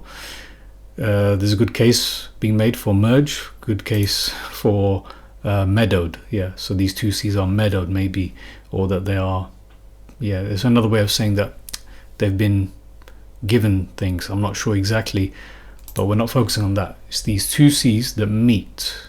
But between these two seas that meet, Marj al-Bahraini yaltaqiyan, what is that? Baynahuma, between them, is this Barzakh, this isthmus. Isn't that interesting that literally they say Barzakh is a narrow strip of land with sea on either side, and is confirmed within the context, forming a link between two larger areas of land. So we can safely say that Barzakh is an isthmus. Isthmus. Yeah, it is an isthmus. La yabghiyan. La yabghiyan. So maybe that is actually saying not they touch each other, not they pass each other, as it says here actually. Yes, correct, not they overrun, not they go beyond their boundaries. As it says, not do they merge. Where else is it? Well, merge the two seas. So maybe merge isn't actually right, maybe they're meadowed, because it says here that they meet, but between them is this barrier. So they do meet, but there's a barrier between them, which kind of makes sense that, it's possible that people can even look back maybe, yeah, but it's too late. Allah knows best exactly what that situation is. It does make one wonder, what this barrier looks like exactly, that maybe they can see and we can't see. Allah knows best. Or maybe they're asleep, maybe it's some kind of sleep, because I did mention that it seems like we actually also temporarily visit this place when we go to sleep, this Barzakh. So the two seas, between them, Barzakh, la yabghiyan, they do not. So this is connected to that word that they say where she was not, she was chaste. What is it? Maryam. It's similar. It's connected. It's also used when it comes to the sun and the moon, describing how they move, and they are not going beyond what they're created to do. They are not going beyond certain boundaries. That's what this word is. Yabghiyan. They do not overrun. Okay, so they do not overrun. Yeah, that should be enough from it for Surah 55. So just one more time before I move away from here. Marajal Bahraini Yaltaqiyan. These two seas, they meet, but between them is this Isthmus Barzakh, and not they. Yeah, so there's no passing between them. That's what that basically means. This La Yabghiyan. So hopefully that is clear, because now similarly is here. وَهُوَ الَّذِي مَرَجَ الْبَحْرَيْنِ هَذَا عَذْبٌ. So now this is a detailed description of what these two seas are. And it's very interesting because again, it's amazing how in the past people have actually pointed out in the world that look at these two seas, that this is actually what Allah is describing. That look, one is salty, the other one is bitter. And look in the world out there. I'm not going to bring it up right now, but they'll say that this is actually what these two seas are that Allah's mentioned. Now that is an interpretation, but I'm actually now beginning to wonder, have they got that wrong? And that this is actually speaking of this sea, of the sleeping realm, yeah, which we have not seen, which we cannot see, and the sea of this world could well be, or is this the sea of the hereafter? Not sure, because وَهُوَ الَّذِي مَرَجَ الْبَحْرَيْنِ هَذَا عَذْبٌ فُرَاتٌ. So you can see where they got the word Euphrates from. Yeah, Euphrates Furat, Adbun, one is sweet, Wahada Milhun, salts, yep, Ujaj, hot. Yeah, again, Allah knows best, but what we know is that there is a, as it says here, Wahijram Mahjura. Now this is what's even more interesting. So Hijr is some kind of stony, abandoned zone, so stony, quarantined. As you can see, quarantine. What is a quarantine? In order, yep. So you're in quarantine. So this Barzakh, this Isthmus, this is probably the most detailed description we can get of this Isthmus. It's a Hijram Mahjura, and he placed between them a barrier. So these two seas, he placed between them a Barzakh, Barzakhan, wa Hijram Mahjura. Wahidram Mahjura. Wahidram, so this stony, you could say that this is probably part of the barrier, the stony abandoned zone, Mahjura, because prior to this Mahjura, which is abandonment. So I'm going to go just a little bit beforehand. This is how the Quran is described on that day. Yeah, this is a testimony. So just like Isa alayhi salam is going to testify against his people that they worshipped him when he said the opposite, and they worshipped his mother when he said the opposite, he's going to testify against them on that day, on the day of testifications, on the day of judgment. Similarly, the messenger of this Quran is going to say against his people as well. Where is it? My Lord, my people have abandoned this Quran. Inna qawmi ittakhadhu wa hadha al-Qur'ana mahjura. Abandoned. Can you see? Abandoned, deserted. So that is like a stony, abandoned zone. You could say stony, abandoned, or quarantine zone. So the Quran is described as mahjura, or he says that they took this as an abandonment. They deserted this. Yeah? This Quran was deserted, abandoned. So if you understand that, mahjura, it's abandoned or deserted.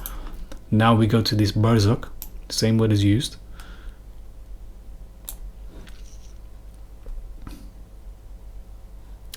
Mahjura. So these are your two words really and truly detailing the Barzakh, Barzakhan, Wahijram, and a stony abandonment. So again, it's up to people what they make of this, but I'm just giving you some description of what Allah seems to have described using this word connect to Barzakh. Wahijram, Hijr is stony, so maybe this is a stony barrier. This is further description of this Barzakh, which we've already said one more time, is a narrow strip of land with sea on either side, which is confirmed. And he has merged the two seas. There's two seas, and we just had it here that the Barzakh is described as where the souls are going to. There's a barrier when they die until the day they are resurrected. And here we have this confirmation that Barzakh is a narrow strip of land with sea on either side, as Allah said, two seas. This is a description of the two different seas, and this is left to interpretation exactly what is being described here. A place between them a Barzakh, this isthmus, a narrow strip of land. It does look like that this is a further description of that narrow strip of land. And a stony abandonment, or stone quarantine zone. As I just said, the Quran is described as abandoned, deserted. So it is a deserted, abandoned zone. Doesn't that look like that?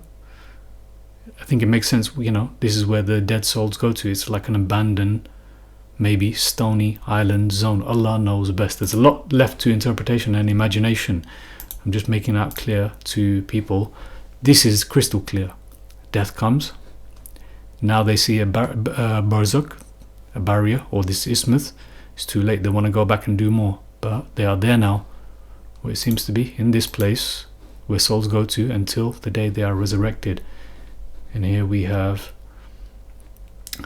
further description of about these seas, confirming that Barzakh is an isthmus.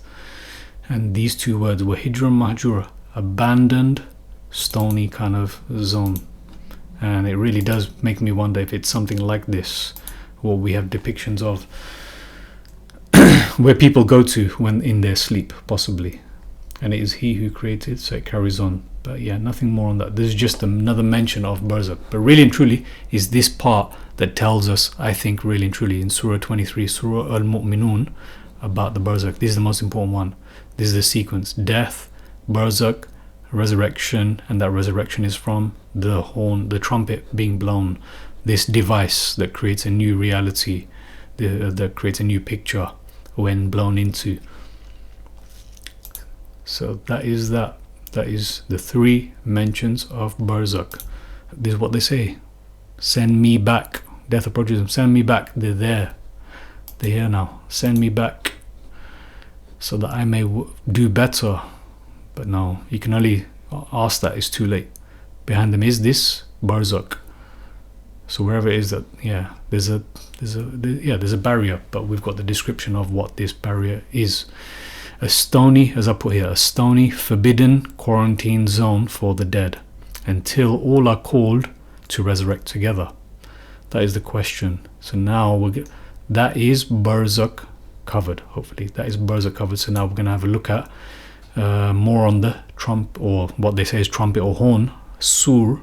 Again, we can just agree that it's a device that creates a new reality.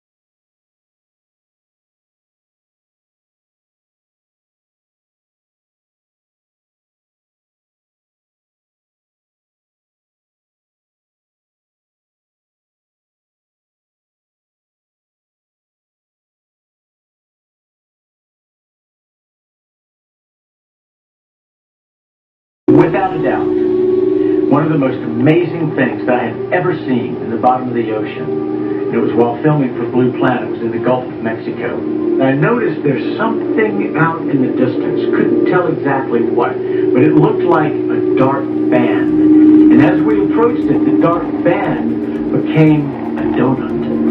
I saw this donut that was black in the center.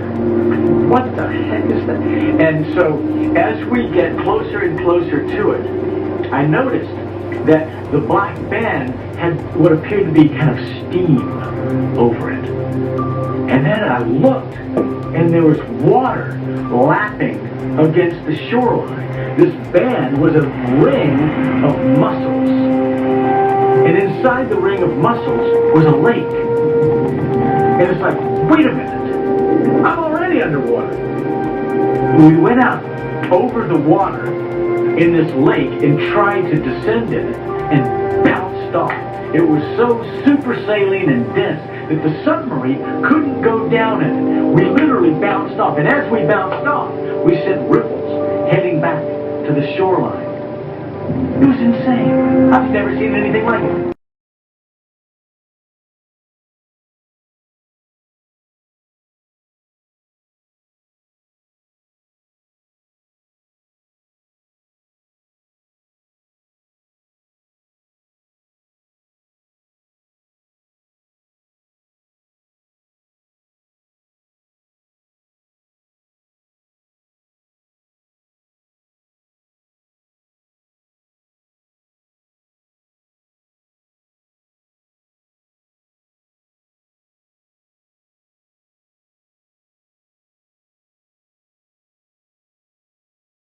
Purgatory, in Christian theology, is a transitional state after death where souls undergo purification before entering heaven. Primarily embraced by Catholicism, purgatory is perceived as a temporary realm where the faithful are cleansed of their sins and imperfections through suffering. Unlike the eternal punishment of hell, purgatory offers the prospect of eventual salvation. The duration and nature of purification are not precisely defined, but prayers, indulgences, and masses offered by the living are believed to aid those in purgatory. The concept of purgatory serves as a theological bridge between the imperfections of earthly life and the perfection required for communion with God in heaven.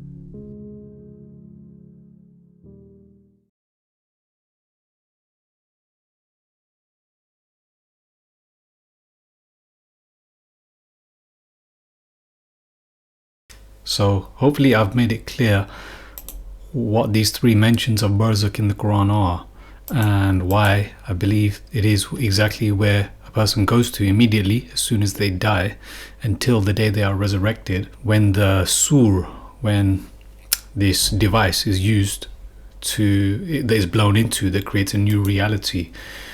Hopefully that is understood what this Barzakh is. As it says here, Isthmus, as I've shown, a narrow strip of land with sea on either side, as Allah says, 2 seas, and as it says here, Wahidrum Mahjura, and a partition, a forbidden partition. So I said abandoned, yeah, well it says quarantined, and I said stony, yeah. Again, you can take that however you want. Let's say what their translation say is right. So this barrier is an isthmus, a barzakh is, and so usually and is actually further describing what that previous thing is mentioned. That's how it goes in the Quran. Not always, but usually is the case that this is a further description. So what do we have? Prohibiting partition, and I would say a stony quarantine zone. Yeah, as it says here, literally something stony, a quarantine zone. You still get the same idea. It's an abandoned zone. Maybe it's, yeah, partition, maybe it's abandoned zone. That's clear that this barzakh, this isthmus, is a barrier, it's an abandoned zone, as it says quarantine. So now barzakh, also people talk about it in a very romantic way. A lot of the traditional brand Islam is very similar to a lot of all these other false man-made religions, as was mentioned in this clip right now on Purgatory. Very romantic, very attractive sounding, especially with that music. And just the idea, this is what we're taught as we're raised, that the fire will only touch us for a number of days, no matter what we do, because we say this shahadatain, because we say this, that no matter what we do, the fire will only touch us for a number of days. But that's actually what the Yahud say in the Quran, that the fire will only touch us for a number of days. And Allah says, do you have that in writing somewhere, that this will happen, what you claim? And so this is very similar sounding. What I'm just heard from that 60-second clip on Purgatory sounds just like what we were raised up with, that people will be able to pray for people's status to be raised up. Yeah, it's very similar sounding. I'm not going to go into this, but I'm just going to say these two ideas seem to get mixed up. This barzakh, which I mentioned, which is very clear where they go to, they reach death, they say send me back It's too late. You're there now until the day you are resurrected. So what do people like to do? A lot of lies are created by opening these gaps and creating a lot of story in between. What we have is immediately mentioned in the Quran that the horn is blown. So they are there until the day they are resurrected, when the horn is blown. So all of this is now is speculative. It's all and a lot of it is caught out because it's contradicting what the Quran says. So yeah, hopefully that's clear what the Barzakh is, and this purgatory is conflated. So that's why I'm bringing this up, and that's why I've got it in the thumbnail. Is Barzakh purgatory, or is this simply the quarantine zone for the dead or sleeping souls? You know, it's always this simplicity that's in the Quran, but all of this kind of grayness, vagueness, this, I'm not sure, there's a lot of people saying different things that is created, when you move away from the Quran. But I'll just read just a little bit on what Wikipedia says purgatory for those who are not familiar, because this is new to me as well, fairly new. I know about Dante's Inferno. So Purgatorio, which is Italian for purgatory, is the second part of Dante's Divine Comedy, following the Inferno and preceding the Paradiso. So yeah, this is what they say, isn't it? That this is the purgatory between this world and you going to paradise. But we don't have that in the Quran, you see. This ad-dunya is the enemy to mankind. This is where we are being tested. This is where we are being purified. This is where we are, it's everything. And you can see how the devil would trick everyone, just like he would trick everyone. Oh, don't worry, the hour's not coming because Jesus hasn't returned yet.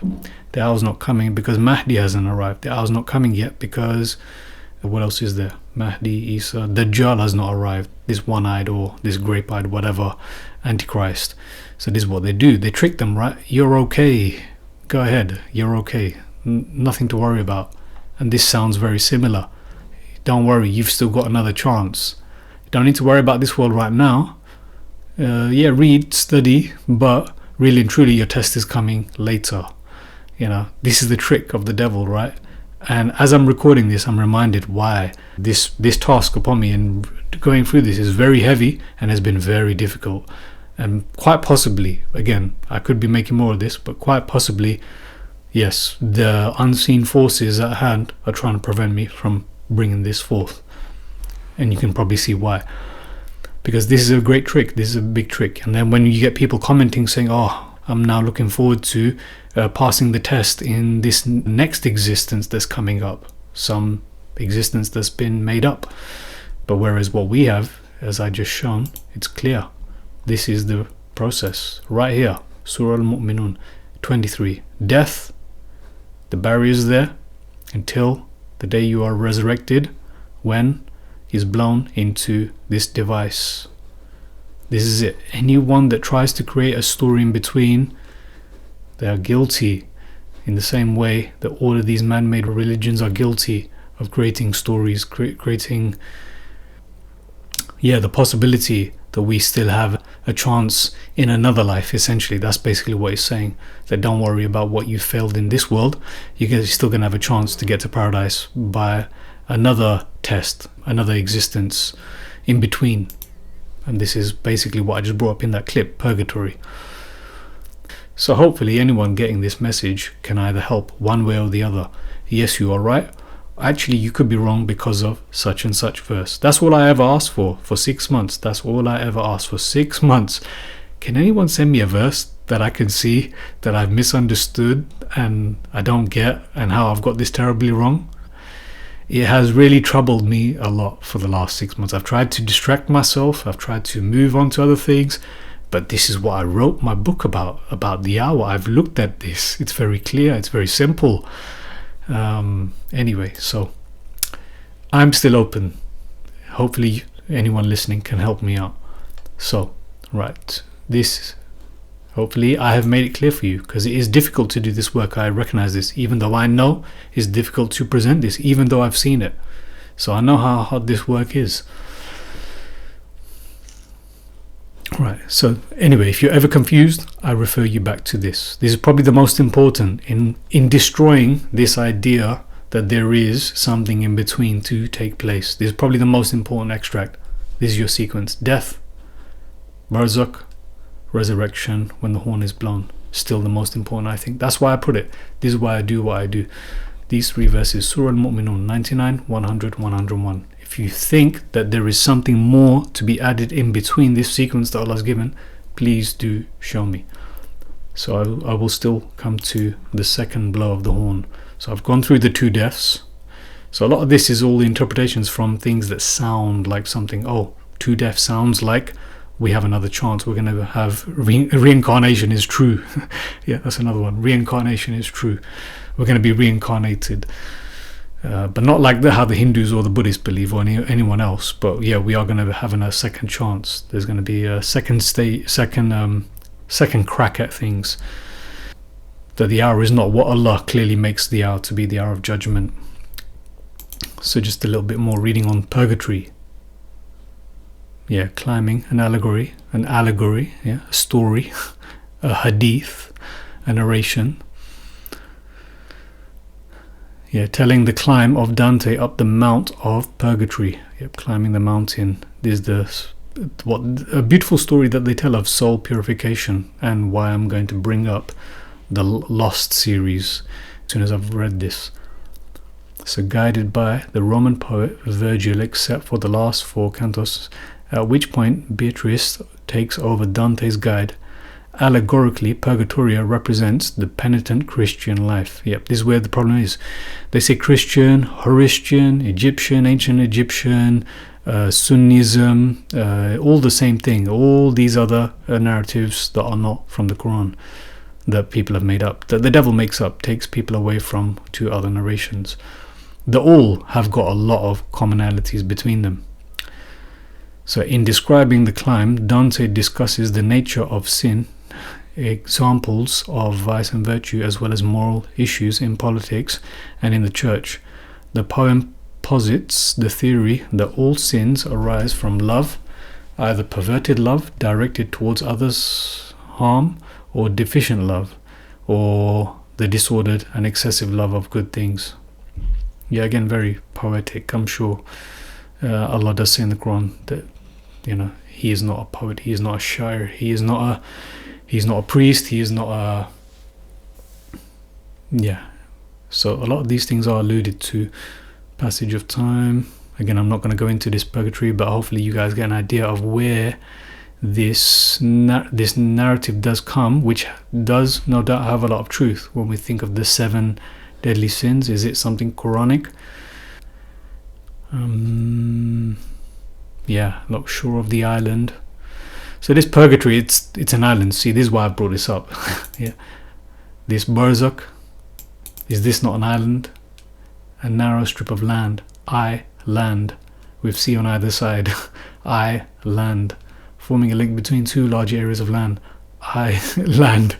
Yeah, do you understand why I'm saying this? It's all from this. Allah's made this clear about this island that souls are stuck in that are stored until judgment. And you can see where this all comes from. This island, yeah, of purgatory. So, okay, so that should be enough on purgatory. Yeah, all of this story about the 7 stages of paradise, or 7, I don't know. People will make up things. You just have to say, quote me a verse of the Quran so I can see for myself. And when they can't, then you say, okay, that's a nice story.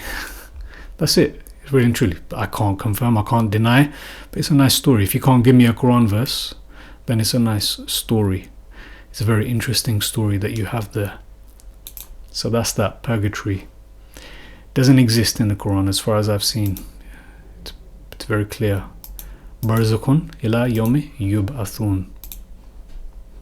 Death, Barzakh, resurrection, and this device being blown into, creating a new formation at the time when no one will care about one another because they're about to be judged.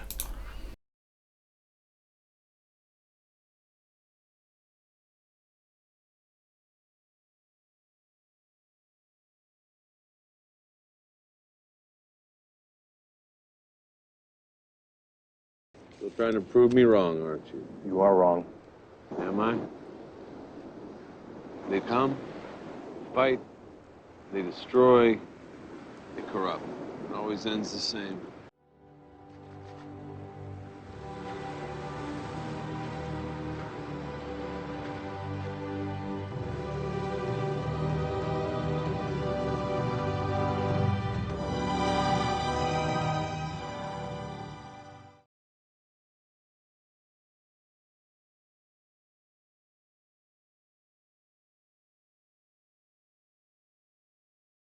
So I have put this full thing, this clip that I've got 30 minutes worth on Patreon as something separate, and we could have a field day going through everything that is in this series. But that's how this goes. It's like all this confusing mixture, this mishmash of truth and falsehood, and lots of references to things that we have even in the Quran. But it's clear towards the end it's all about there is no real truth and everything is true, and it's one world religion and all of this Buddhism and everything mixed together. It's clear at the very end. So it's all a whole lot of confusing mishmash, as someone is famous for doing right now, or infamously known for doing. So that's what we have in this series. But the reason why I bring that up, I mean, just some of the things off the top of my head. I mean, the magnetic island, real, true north that we have, that is being alluded to, that's being hidden from us, the tree of eternity, the tree at the center of existence, all of these things that is mentioned throughout this whole series, or alluded to. The promise that he makes, I can't give you this, I can't give you that. Okay, in that case, I'd like to live forever. That I can give you. And it's clear that this guy who's claiming to not be Satan, he's actually promising exactly what Satan promises, that I can give you eternity. But yeah, just staying on what we're here for today and keeping away from that.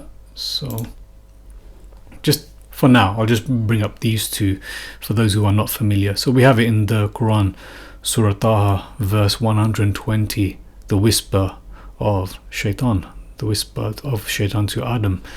That shall I direct thee to tree, literally tree, shajar, tree of eternity, al-khuld, eternity. And a kingdom that does not decay. A kingdom that does not decay. So this is from the very beginning, the promise from the very beginning, that our forefather Adam slipped up, and the mistake that was made. That's why this Quran is the guidance for mankind. It's all for us to avoid repeating. So this is the promise of eternity anyway from the very beginning. But this tree that they kind of allude to is very interesting as well. This light that they say is there. I mean, they don't say that but they say that there's a light that lights up all of the world, and that every man has this light within them. And it does remind me of this verse that I have at the very beginning of the book. Allah is the light of the heavens and the earth. The example of his light is like a niche. In it is a lamp, and the lamp is in a glass. The glass as if it were a brilliant star, lit from a blessed olive tree, neither of the east nor the west, whose oil would almost shine even if untouched by fire. Light upon light, Allah guides to his light whom he wills, and Allah presents examples for mankind, and Allah of everything is the all-knower. And it's a shame I've gone through that quickly, because it is really worth going through really slowly. Maybe another time again. But I just thought I'd bring that up because the truth always seems to be in the Quran. And this is a parable, this is an example, and it could well be that there's an actual literal tree at the center of our existence. It could be, because we do have this depicted in many TV shows and series, but we're not here for that today. So I just thought I'd bring up some of these, that the Quran does, a lot of this does resonate, but this is where the discernment comes. Who is grounded in what the Quran says and is repeating regularly, going through what the Quran says, to be able to discern. So hopefully that's enough of that on Lost and Purgatory.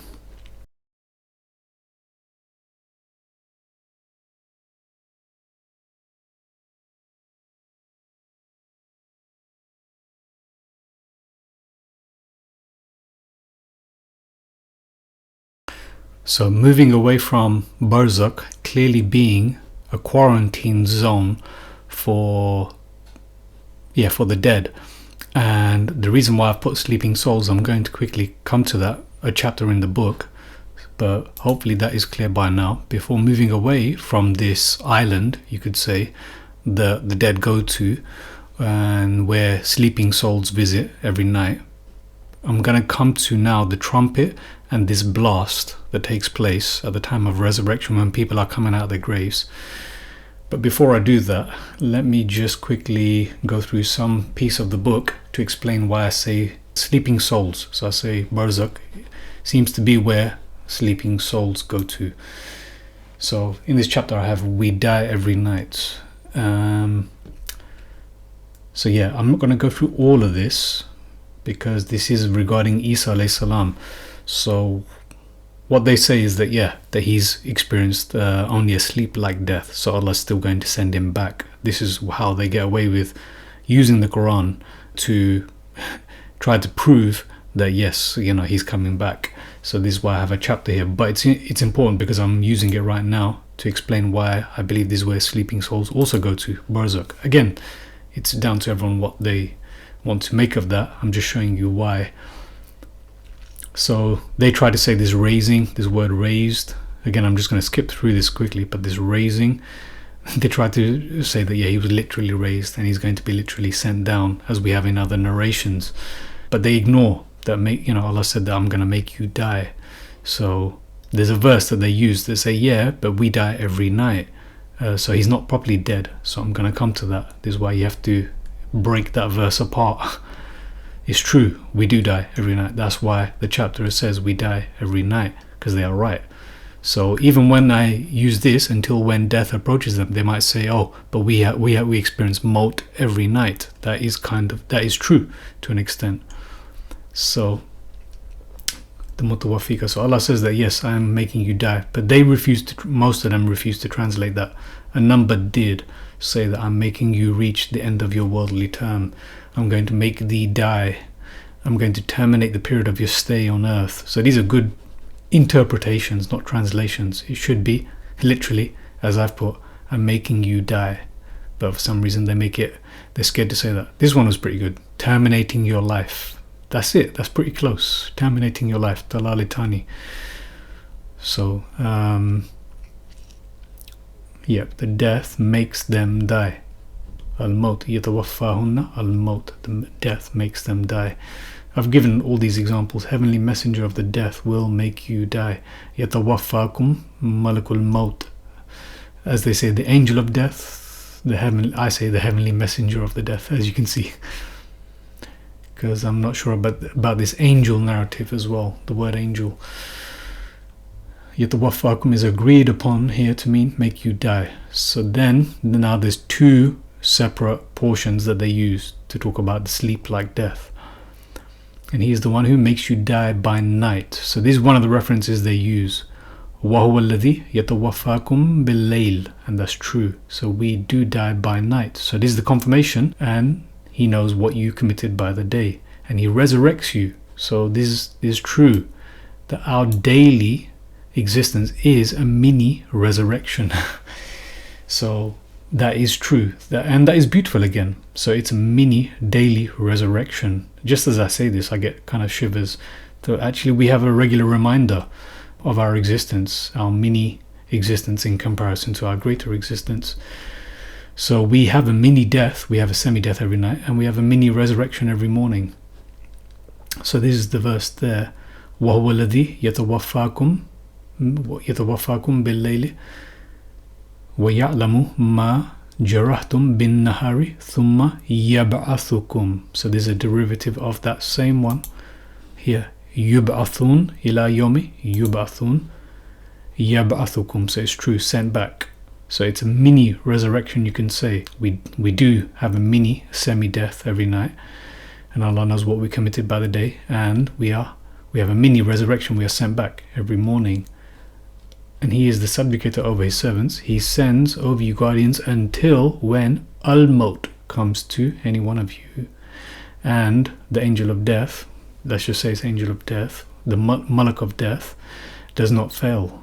They do not fail in taking the souls. So this is one of the portions to describe about our existence, our daily existence, until it's decided that that's it, you're not being sent back anymore.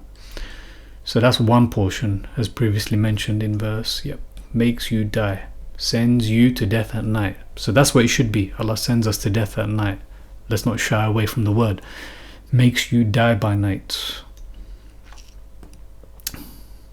They say taking souls. It's interpretations. You have to be clear about the words. It's not wrong, but yes, you have to be clear about the words.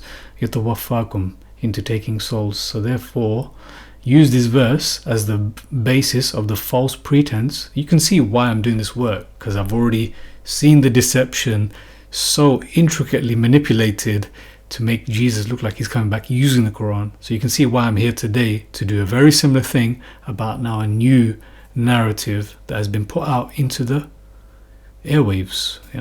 Have to do it. Only the truth matters. Not me, not what I think, not what anyone else thinks. So that's why I'm still open to correction, because I've already done this. So that's why I refuse to make the same mistakes again. I've seen how this can be easily manipulated. So they say they turn that into taking souls. False pretense that Allah did not make Isa die, that's what they say, but rather he only took his soul. This is the narrative that's out there. They say, oh, Allah didn't make him die, even though that word is used. They say, oh, he only took his soul. What is this is what they do.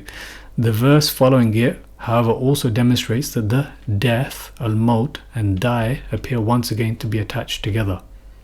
Tawaffa and al-maut.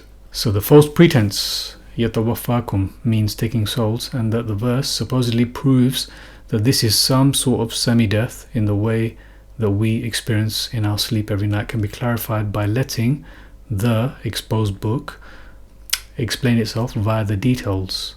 Now here's the other portion. This is the trickier portion to really slowly pull apart.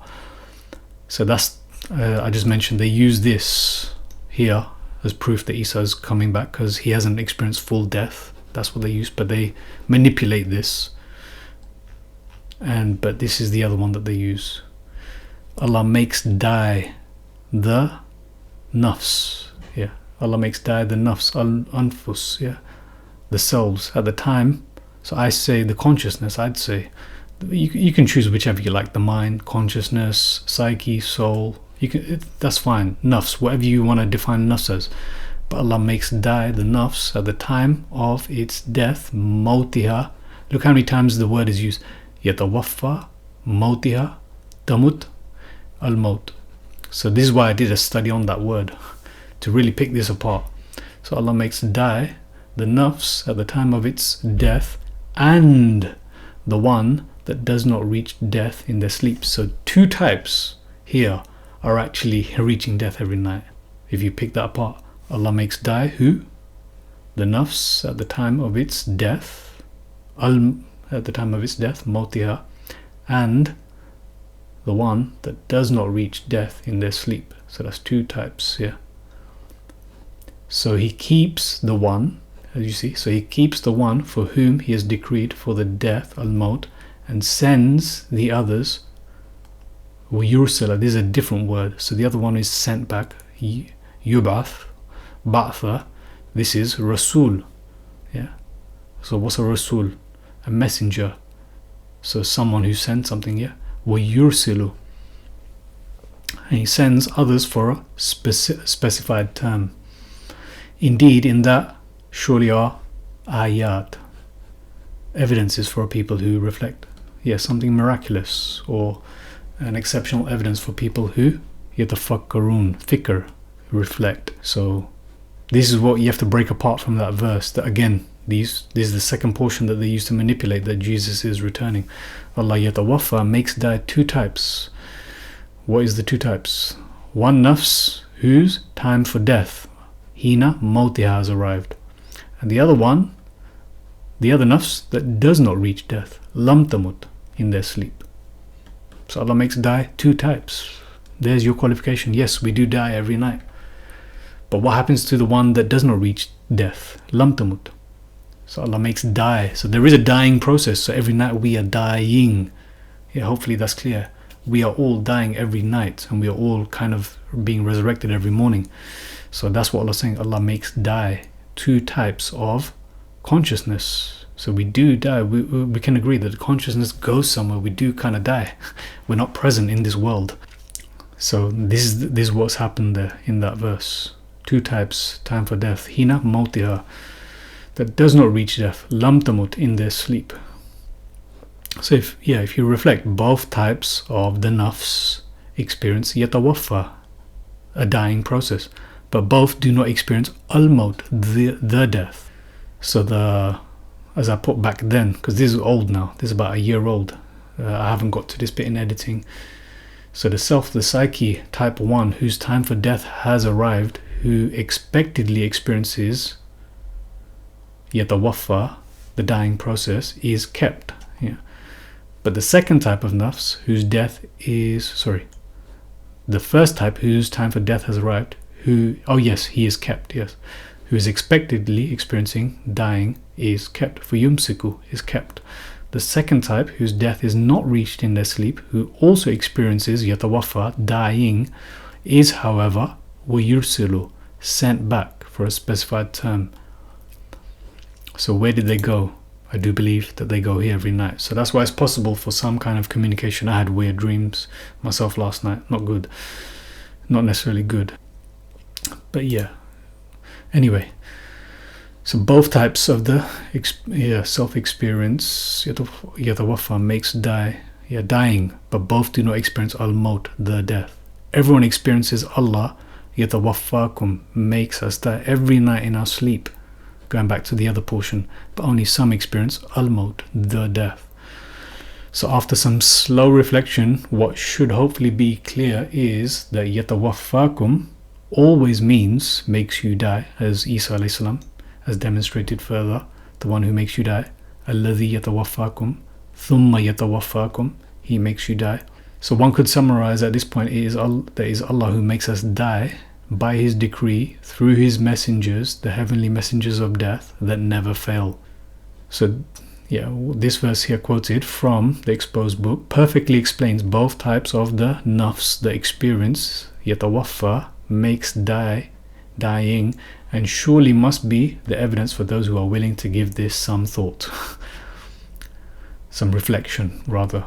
Indeed, in that surely are, miracles for people who reflect.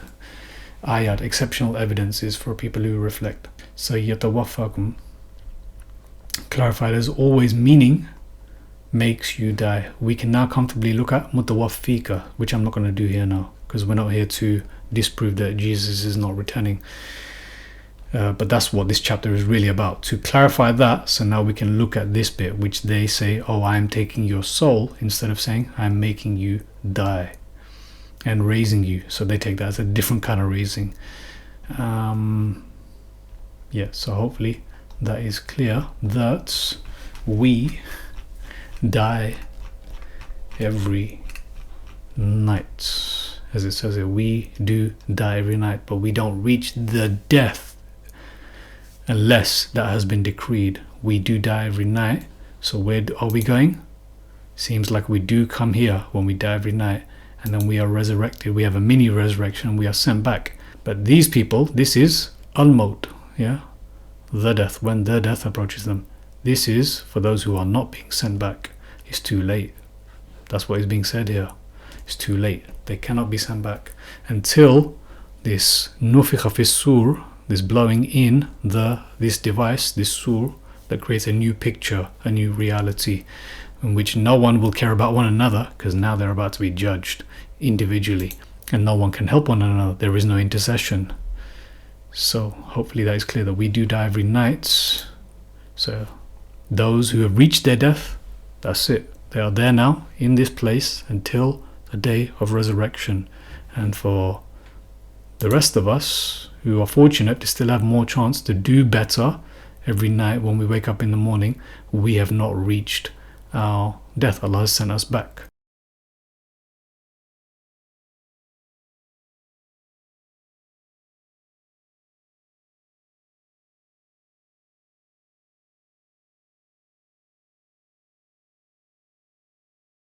Okay, just a quick reminder as I'm wrapping this up now, inshallah, hopefully coming towards the end. So I've gone through the hour. I've gone through a good portion of the hour in this recording. That the hour is literally the moment in which all of this end is happening, the judgment, the terraformation of the earth and judgment, and all of these amazing things that we see detailed in the Quran, which I won't be going through here right now. But it's actually the deceiver that creates narratives by prying open one concept into two, like obey Allah and obey the messenger.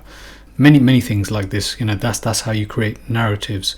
So hopefully that's clear from earlier on in this recording and previous recordings that I've done, that this is one concept. And I've also gone through the two deaths that again people will try to use as evidence that there is two different occasions taking place. Whether there's some kind of resurrection, before the resurrection there's some kind of purgatory, there's some kind of reincarnation. So I've gone through that, the two deaths. I've gone through Barzakh now, which is the primary thing that we're here for. It's only 3 mentions, and I've looked at those, and it's clear that I'm not far off by using this satanic image from this satanic movie that they have. That look, it's an island, that's why I'm using this. It's clear that this is some forbidden zone, some kind of island where people cannot pass through. It's a barrier, this Barzakh. And hopefully I've explained how this is the Barzakh for those who have reached Al-Maut, the death, and as well as quite possibly, those who are dying every night, as I've just gone through right now. Hopefully that is clear. So now the only thing really left to do is to look at just a couple of things that are connected to this, which is, so this surah is mentioned about 10 times, I believe. 10 times. I'm not going to go through them. I'm just going to bring up the ones that are necessary. I have already looked at them, so I'm quite confident that I don't need to go through all of them, all of the mentions of the trumpet. So that is it. There's a number of them, and you guys can always have a look yourselves and bring up something that I might have missed, but I don't think so. I think I've done my due diligence, and that's why I've only mentioned the ones necessary here that are connected. And same thing with this Soiha. Yeah, so this, what they say, so this is actually, it's a shout. It's some kind of, as it says here, so they've got it here, shout. So they might say a blast, in one blast. So what do we have? It's here. And they can all they can expect is a single blast. I'm about to go through this. Soihatan wahidatan. Yeah, wahid, one. Yeah, so single, one, alone, single. So that's how this is described, that this blast which will seize them whilst they feud. I'm about to go through this. So this is that word there, which is connected to, as we can see here, return, coming out of the graves when the sur is blown into, resurrection. Again, here's the soiha again, wahidan. So here they put single blast, soihatan wahidan, and soihatan wahidatan, a single scream. So you can see how they're mixing them up, but it seems to be clear there's some kind of big shout, cry, scream. Again, that's not the point for today. You can get the idea that this sur is some kind of device that creates a new reality.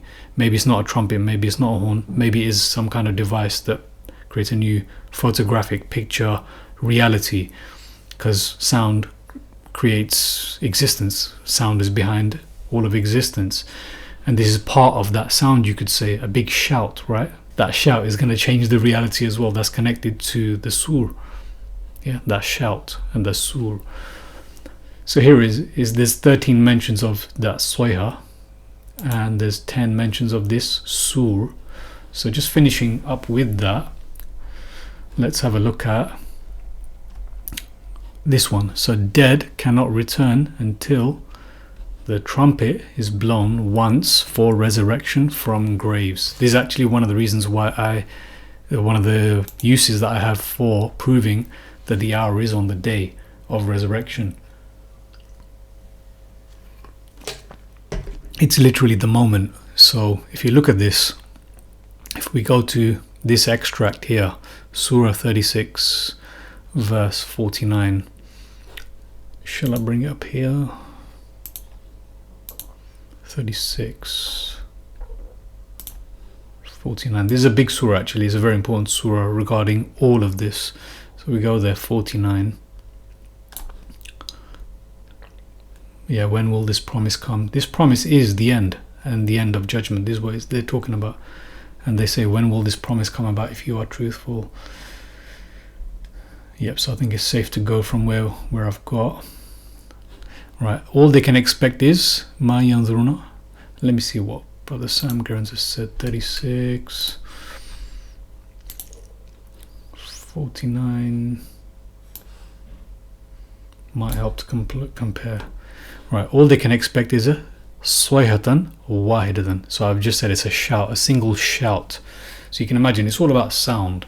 Even this trumpet, this surah, it's about sound. You can tell it's a sound. Maybe this sound into this device that creates a new picture. This blowing into this device that creates a new picture. So they look only for one blast. So swayhatan wahidatan. Shout, call, scream. Yeah, you can get the idea, but it's one. It's one. Loneliness on one's own, yeah. It's an alone one, yeah. One alone. Swayhatan wahidatan. They look only for one blast. All they can expect. So you can see that's not well translated, but you still get the idea. They will only see. They look. Except, yes, what they look at is except. So you get the idea. So sometimes they interpret, they don't translate. So this is closer. They look only for one blast, which will seize them whilst they are disputing, whilst they feud. And then the next one, they will not be able to make. They will. Yeah. What is that? Make a, yeah. It's going back to similar. See, look, when that comes, look, if you go back to what I mentioned here, let me go back. Yeah, until the death approaches. Let me go back. No, it's too late. This barrier is set now. You can't do more works. It's too late. See, this is why the Quran is the knowledge for the hour.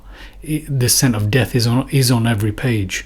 You're supposed to, the more this person actually gives this Quran the due regard and the context that it has, then they will not think that there is another chance later, regardless of whatever everyone's individual situation is. I feel many times that I've been cheated in life. I feel many times that this serious injustice. I feel the whole world probably feels like this. That doesn't change that this is our one and only chance. Anything else is very dangerous. Any other narrative that anyone gives, that, oh no, now is the test to study this book, and later is going to be the real test for us to pass the test, which is purgatory basically. You know, so that's the real danger. But here is, no, it's too late. It's warning us, do what you can while you can. On that day, Allah says there's no injustice. That day is no injustice, so it doesn't matter. Or if if it's a date, this is the examples that we're given. Whatever you have, we can do, and we will be judged according to that. The problem comes is when we're looking at others, making others comparisons to others, and we feel that we've been cheated in life, and there's injustice, and so now people are going to look for.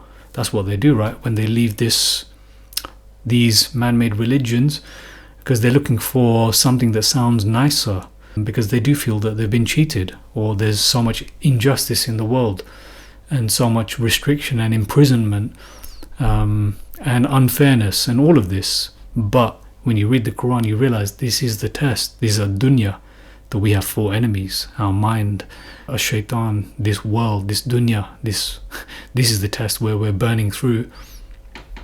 And what's the other one? Yeah, the mind, shaitan, the nafs. Oh, and the desires. Yeah. So when you look at that, this is very similar.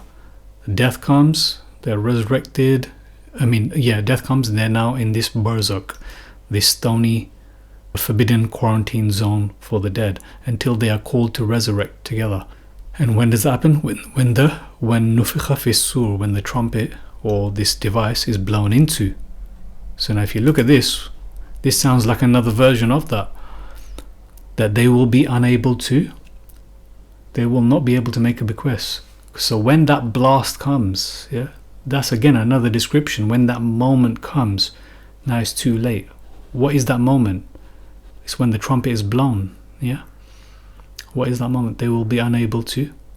And that trumpet that is blown here Is it not the same? Again, we have to really prove otherwise. We have to let the Quran explain it. It explains it very clear, this sequence. The trumpet is blown, and that's when people are coming back from the Barzakh for resurrection from the graves. They're coming back from this kind of zone where the souls are kept in quarantine, where souls visit at night, it seems, possibly. And so this is what we have, this one shout. Yeah, they will be unable to make a will, and they will not return to their families. We just saw people will not be caring. What did it say? They will not be asking one another. There will be no relations between them on that day, nor will they ask after one another. I think you have to be a bit of a student of literature as well, because this is a book of words, a book of guidance. It's a language. You have to be a student of language, I guess, in a different way to see this. These similarities that aren't necessarily different. It's a way of getting your attention. This ultimately describing the same thing, unless Allah has explained it as something different. So, what do we have? The single blast. It's too late. And وَنُفِخَ فِي السُّورِ, the trumpet will be blown, and at once. So there is no at once. But minal ajdathi ila rabbim yansilun. There's another word used for, Yajuj Majuj. I think this is in the hadith, yansilun. Or is it in the Quran? I'm not sure. But anyway, this yansilun is, something about coming out of the ground. Coming out of the ground. Then from the graves will they hasten forth. Will they sprout? I think it's some kind of sprout. This is to do with something to do with sprouting out of the ground. So the graves, we've got the ajdath from the graves, and we know when this is. And from the graves they will hasten forth, come out, literally sprout forth, like plants do from the ground to their Rabb. So this blast, this trumpet being blown, and what do they say when this trumpet is blown? What do they say? Who sent us from our sleep? Literally, who sent us? Woe to us, who sent us from our sleep? They will say, woe is us, who has raised us from our sleeping place? Is this not the Barzakh, the sleeping place, where I've said where souls travel to at night and are returned to unless Allah has decreed that He's keeping them, and the death, al-maut, is decreed upon them? So that's what they will say. Ba'athna, see, He sent us. Ba'athna, yub'athun. Ba'athna sounds like bath, ba'ath. So woe is us, who has sent us, literally, who has sent us back, resurrected.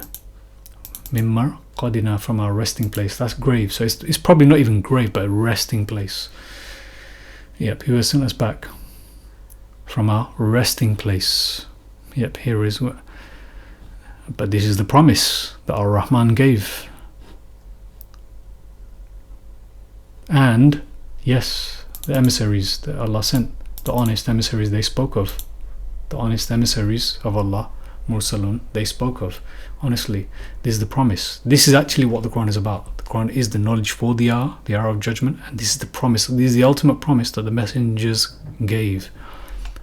So it's mentioned twice now. That Soyha, which I mentioned, is 13 times. We're not going to go through them, but twice, 2 of them is mentioned in Surah Yasin, which we're looking at here right now. So here's one, Soyhatan Wahidatan. So they said single blast here. Soyhatan Wahidatan, single scream. But it's a shout, whatever people want to make it. So it's repeated again. Ma yanzuruna illa soyhatan wahidatan. In kanat illa soyhatan wahidatan. So if you look at that, that's basically saying, it will only be one blast, and then they are summoned before us all together. So hopefully people can see this, the trumpet being blown, or this sur being blown into, people coming out of their graves. They'll say, who has sent us from our resting place? See this? Barzakh. Hopefully that point is coming across, and that this soiha is connected to that, connected to the sur being blown into, the nufikha. And that's why I believe that this is the Barzakh, where people are. They say, who has sent us from our resting place? This Barzakh. So again, you guys can be the judge on this, but I'm just trying to make clear, away from the narratives that people are making up that is not in the Quran. So, to summarize that piece there from Surah Yasin, the dead cannot return until the trumpet is blown once for resurrection from the graves. So if you look at that, the dead cannot return. That's why they say, right? That's why they say, where is it? Can we go back? No, it's too late. So that I may work righteousness in what I neglected. No, it's too late. You're now in this Barzakh until the day that you are sent back. So the dead cannot return until the trumpet is blown once for resurrection from graves. So now the last thing for today is this thing that people will use for the second blow. But before I do that, I'll bring up another portion. The day of threatening fire for the negligent blasphemer. So this is actually a good one. That, you know, it sounds very fearful, but this is why, again, if you read the Quran for what it is, there should be nothing to fear. Because if you look at this, I'll bring up here again, 50:18. So a lot of the fear comes from shaitan unnecessarily. We're supposed to fear. I've made it clear that Allah doesn't say fear me, but the smart person, Allah does say, fears his position and fears this punishment of the fire. So there is that. So we are supposed to fear the punishment of the fire, and we are supposed to fear Allah's position. But it's all balanced, the hope as well in His mercy. But at the same time, Allah is showing that He's closer to us than our own jugular vein, and everything is being recorded. So that's where this context comes. So now one more about the trumpet being blown. So One Nafs sur. So again, Sakratul Maut. Now this is another description of the death. So if you look at that. And the intoxication. So he says intoxication. I say this sucker. So people will use this for saying that this is proving that you can have alcohol. So this is where the difference is. That's another word. This is more like a sugary daze. Sucker, as you can see here. So, and the days of death. So that's actually quite good. And the days of death. So it's a sugary kind of intoxication death. And the days of death has come in truth. Will bring the truth. See, you can see there's variances in translation. But you get the idea that when this happens, this is what you are trying to evade.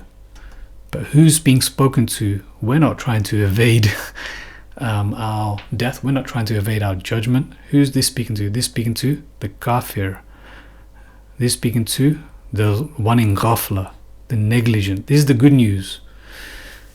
And his escort, his Qareen will say, this is what I have ready for you.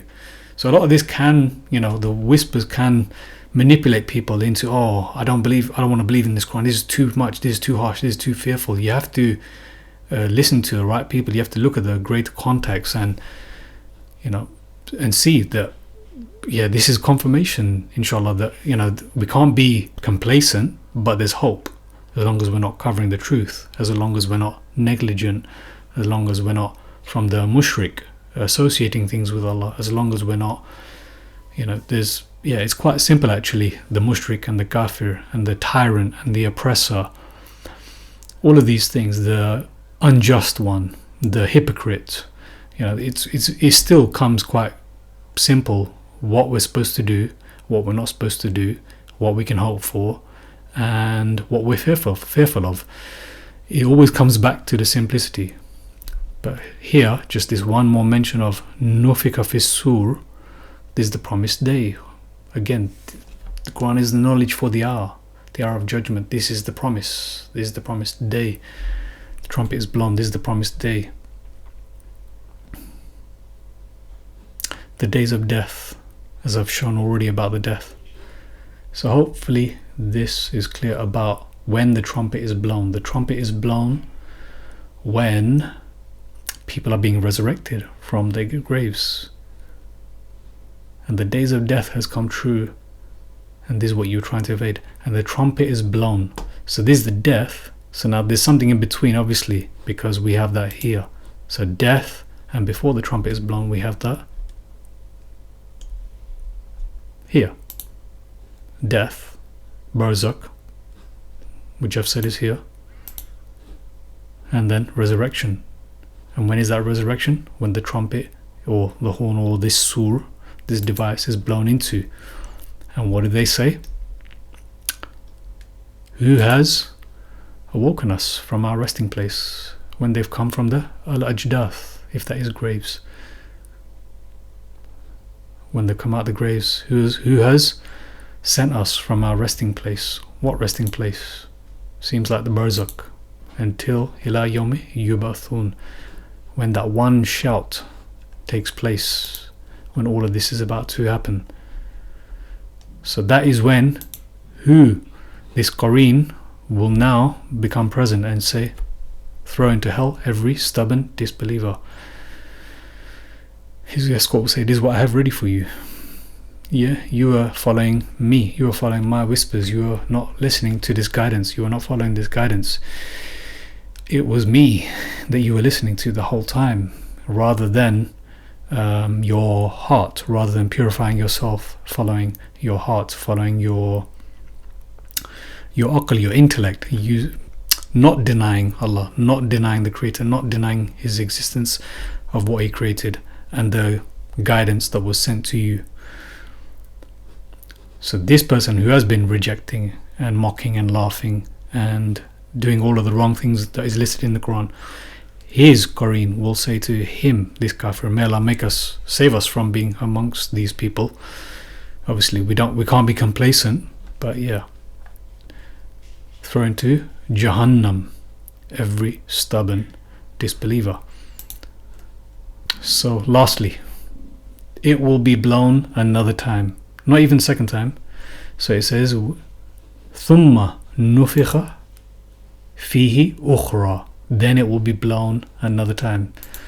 And in the same way, people might create fitna using this second blow. They're saying that, oh, there's two blows. All of this trying to create this narrative of reincarnation, second chance, all of this is very dangerous. It's not true. It's not in the Quran. So this is what will be used. وَنُفِخَ فِي السُّورِ, and everyone in the heavens and the earth will be stunned, except those whom Allah wills. Then it will be blown another time. ثُمَّ نُفِخَ فِيهِ أُخْرَى. Okay. So let's have a look. Usually the answers are actually right there. And they will rise looking on. They will rise. فَإِذَا هُمْ قِيَامٌ يَنْظُرُونَ. They will stand up looking on. It's already clear. We've seen what this blowing of the horn is. We've seen the two deaths, what that is. We've seen what Barzakh is. We've seen about the hour.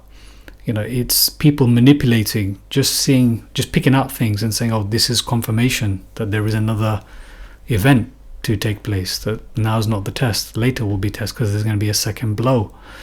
But if you think about it, really and truly what this has just said is, we know what the trumpet blow is because it's already been confirmed here. The trumpet is blown. This is the promised day. Yeah. What is that day? We have it here. The trumpet is blown, and that's when people come out of the graves and they say, who has awoken us from our resting place? This is after they have this single blast, this die, that they cannot do any more work and they can't return to their families. Similarly to here, let us go back, but they are now in Barzakh. So it's from the Barzakh that they are in, those who reach death, until the trumpet is blown. So it's clear that the trumpet is blown on Judgment Day, where people will not be asking after one another.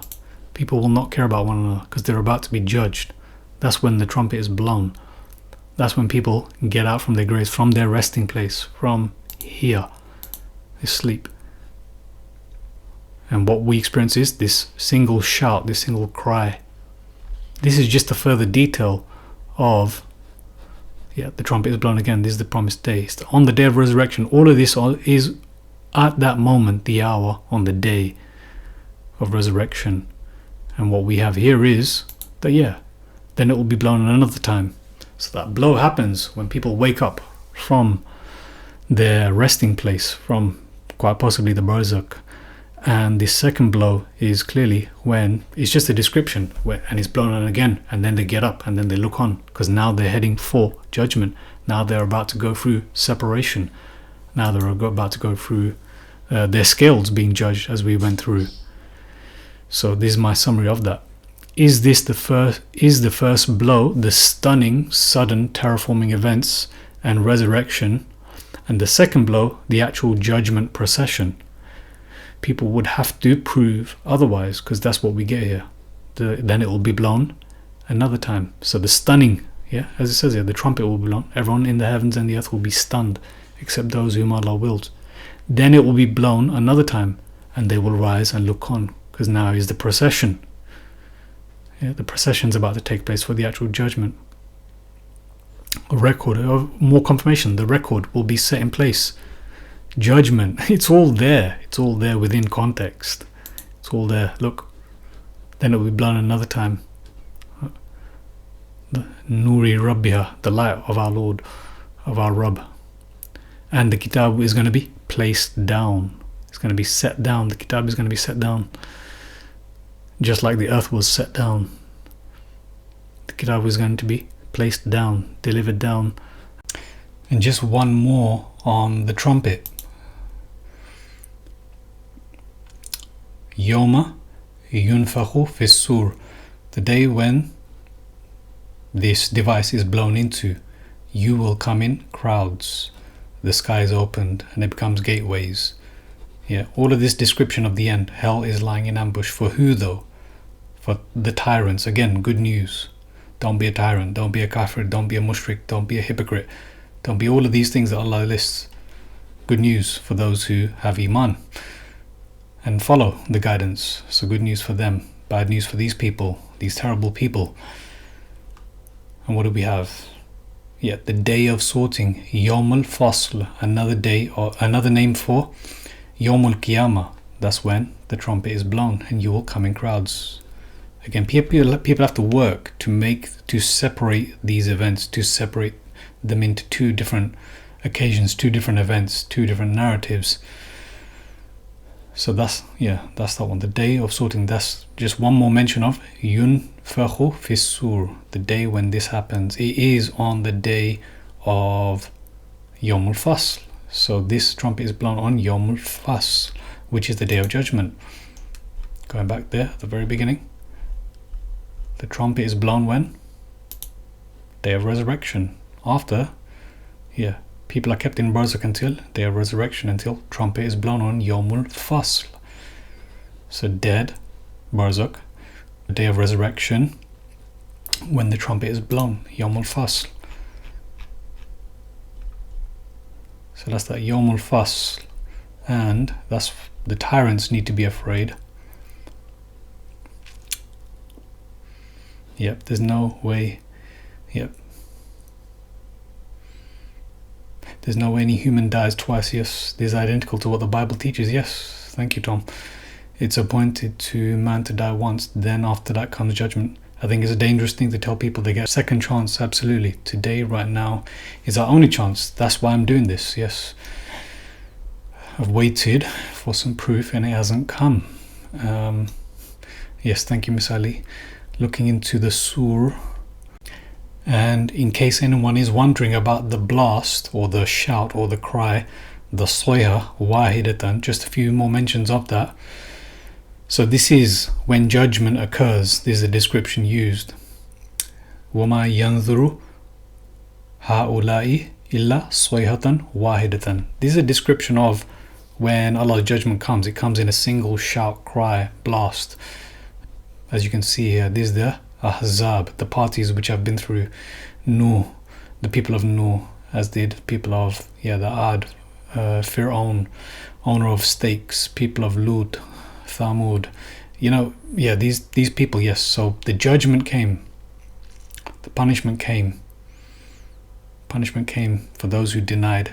Soyhatan wahidatan. So there's also the word used to describe when the judgment comes, it comes in a single shout, a single cry. Soyhatan wahidatan. So the shout, cry. So these are resets. So it makes sense that, you know, this, when Allah's judgment comes, it comes in this way. This, what we've got as the description of those resets. The biggest ones being people of Lut, people of Nuh. There's others, but yeah, those are the biggest examples that we have. And the people of Fir'aun, time of Fir'aun. So this is what we have. Soyhatan wahidatan. Yeah, the shout. Right, this time it's as-soyha. As-soyhata bil-haq. The shout in truth. So it is the shout. Yeah. And when is that? This is the day of emergence. Another day of Yawm al-Qiyamah. Another name for that. Yawm al-Khuruj. The day when the earth breaks open from them quickly. Yes. This is judgment. It is he who causes life, gives death. Yep. So remind with the Quran, whoever fears my warning. That is fear, yes. Fears my promise. Fears my promise. Wa'id, I think. So hopefully it's clear. This soya is this. It's a description of the shout of truth that comes at the time of judgment. The suddenness, the thing that shakes people. What is that? Oh my God, you know, something's about to happen. Something is happening. The shout, cry of truth on the day of emergence. So hopefully that should settle that. These are all pieces that may be added to the book to solidify my research on the hour. So yeah, as Miss Ali said, not necessarily a blast of a trumpet. Soyatan, shout, cry, scream, like the one, yeah. This noise, I believe, is what was concealed from the sleepers in the cave with the cover over their ears. Yep. Yeah, very interesting. They slept through a civilization reset, which always comes via a cry, shout, scream. Yep. So that's that on the Soyha, which is connected to the Sur, which some people will make more of this second blow than should be. Second blow being, as I've already said, when they will stand up and look forward to the judgment that's about to take place. So hopefully you can see why it was quite a task for me to do this, and hopefully I'm not mad and you can see what I can see. Yeah, may Allah forgive me for anything wrong that I've said. May Allah reward me for the good that I've done, and I look forward to hearing the responses from you guys, whether this was helpful or not in making things clear. So that's that purgatory or quarantine for sleeping souls. Hopefully it's clear that people are making up narratives that resemble like other false narratives, as opposed to making out clear that Barzakh is a quarantine where we visit every night, it seems, and definitely where those who've reached Al-Maut that Allah keeps is there. And it's from there that's why I put Lam Tamut Fi Manamiha. That's what I went through, except for those not die in their sleep, except for those who do not die in their sleep. So yes, this seems to be that these people also may possibly, this is just my speculation, but this is clear about the Barzakh, that the dead, Al-Maut, they say send us back, but it's too late. They want to do more, but it's too late. Now they're in Barzakh until the day that they are sent back. And that day that they are sent back, and I've gone through this a number of times, hopefully I'm not looking mad going through this a number of times, but this is still the most important one. People have to prove that this is not the sequence of events. Yep. Death, Barzakh, Day of Resurrection, trumpet blown. Thank you for listening, and I'll see you guys on the next one, inshallah. Assalamu alaikum.